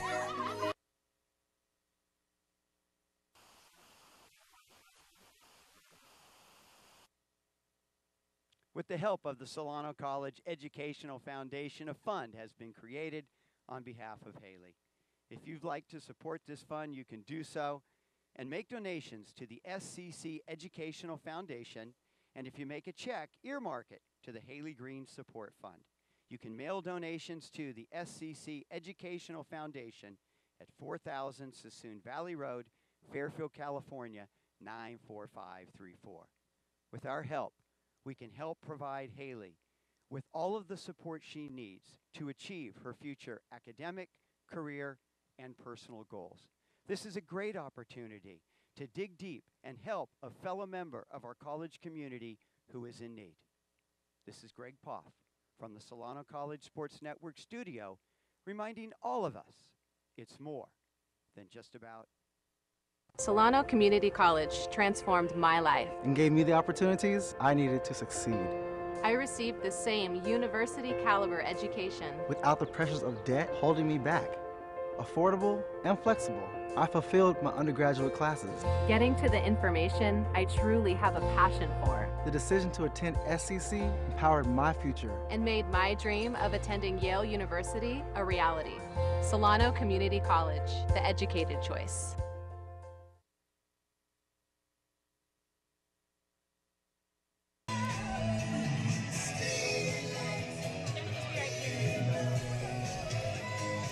All right, we are back here on SCSN, bottom of the 10th. Your Falcons down by 1 run in extra innings. You can hear in the background the Journey song, Don't Stop Believin'. And you know this Falcon team never says die as Anthony Morris walks up to the plate for his first at-bat of the day. Hopefully get a rally started for his Falcon team against Patrick Upchurch here in the bottom of the 10th. Patrick Upchurch coming up for his third inning of relief, in line to get the win now. And they at least need one, if you're Solano, to push this to the 11th. 2, great, you've won the game, but you need 1. And he lays down a bunt, and it's just knocked foul for strike number 1. And, you know, whenever I played, and I'm not talking about MLB The Show, I'm talking about my actual playing days, I never wanted to show bunt early because that means that the pitcher can adjust the pitch to your bunt. You always want to, at least for me, I always wanted to show the bunt late. Depends on what type of bunt you want to do. If you're giving a sacrifice, you show that bunt earlier. You tell them, I'm going to drop this bunt down. I'm sacrificing. Throw me a ball. I'll take a walk, but I'm going to sacrifice myself and out, so you might as well give him the out. Well, as a pitcher in MLB Show, or the show. You throw it at their head. Yeah, well, I always just threw it at the very top of the strike zone, so they'd have trouble getting it down. Because, you know, pop-up, that works. Elevate your pitch. Thought about it. Called. Strike 2. That pitch was a little tad low in my eyes, but, you know, the umpire has a better vantage point than I do. Morris digs in, finds himself in the hole, 0-2. And slider low, called for ball 1.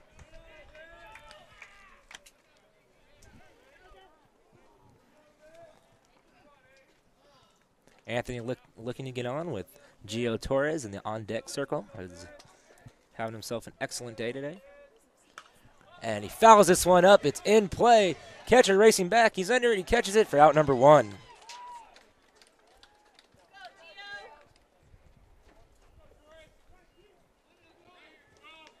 Torres is...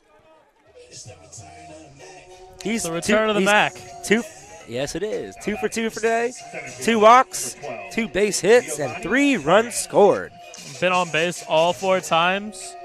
You know, like you said, 3 runs scored. And, you know, if he can bring some magic to this club, he might be our player of the game afterward. Because James Harris. Thought about it. Call first strike. James Harris had a great game, but now that it's gotten into bottom innings, whoever really sets this one loose has a... whoever wins the game is going to be player of the game. If they lose, nobody's player of the game, obviously. So,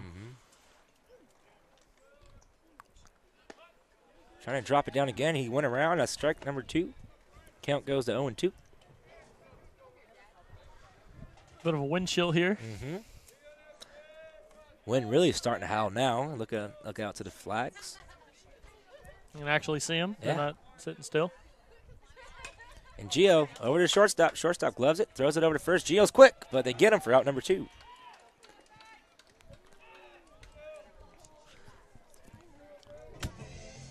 Almagrena and Ian Acosta coming up to the plate. 2 outs, bottom of the 10th. Falcons down by 1.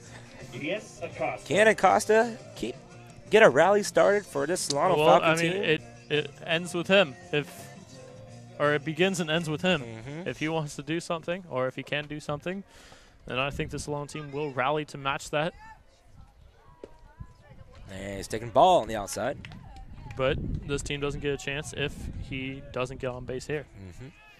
And you have Alvaro Rubalcaba coming up after him, leadoff hit, shortstop. And strike is called. Count goes to 1-1. And Upchurch is coming in. This is his 3rd inning of relief work, and he has really shut down this Falcon team. And Acosta swing on it, and it's chopped to the first base, and it's foul for strike number 2. Did I say first base? Yeah. I meant third base. Obviously. I didn't think. Long day so far, and the day's not even halfway over yet. You took your sunglasses off. That's what happened. Your eyes haven't adjusted to it not being, pitch black out. Got to protect the eyes, man. Got the. Well, I wear glasses, so not exactly much like Eric Sogard. Hey, nerd power. All right, 1-2 the count. Patrick Upchurch on the hill. Ian Acosta at the plate. And Acosta gets a base hit. Oh, and it's snagged by the second baseman. Up and fires, and that is all she wrote, folks. What a crushing defeat for the Solano Falcons team, who had a lead in the bottom of the 9th, 2-run lead, and let it dwindle away. And really, there are games where you lose and games where you get beaten, and Solano in line to win the entire time, and it just late game execution didn't work out. Fernandez gave up 2 runs in the 9th. David Novelli gave up another run in the 10th. David Novelli gets the picks up the L. Yep. And really just I mean, what a showmanship. What a good game from James Harris. He was in line for the win, and he didn't. It really kind of wasted his effort. He went 7 strong, only gave up 6 hits, 6 strikeouts, 3 earned runs, and was really in a rhythm. And gave up that base hit to A.J. Phillips, and his night was done, and his bullpen couldn't back him up. And Fernandez came in the 9th and allowed those 2 runs, and he just didn't have it today. But luckily, it's still early in the season, so there's a lot to work on. And when conference time comes around, they're going to be ready to go for that. But for right now, they're just going through the little losing streak. That pushes the losing streak to number 7 on the year. Yeah, and, I mean, Patrick Upchurch, you can't talk enough about him. Came in, 3 innings of work, gave up 1 run, but got the win, and only gave up 1 hit because it was smooth sailing after that 8th inning, 3 up, 3 down, both the 9th and the 10th. So you almost think that Solano was a little bit defeated before the game was even over. And but it wasn't for lack of effort. They did try. They did execute. They did do a lot of things right today. You see a lot of good signs from this team. A lot of things that went right. A lot of the problems that Stover had with this team seem to have been fixed. And like I said, this isn't a game where they lost. They just got beaten. Yeah, they weren't hungry. Yeah. American River had that comeback, and they were hot at the end of the game. And most of the time, people are hot at the end of the game, most likely wins the game. So, it's a tough loss, but I'm sure these boys will bounce back, getting ready for season. But until then, I'm Stosh Boyna, my broadcast partner, Michael Cloud. We want to thank you for tuning in to SCSN, your home for Solano sports. And we want to give a big shout-out to our camera crew, Denzel Carter and Lonnie Williams up there. We have Chelsea Williams on the board and doing the graphics, doing an excellent job for a 5-man broadcast here. But until next time, Solano, you have a good day.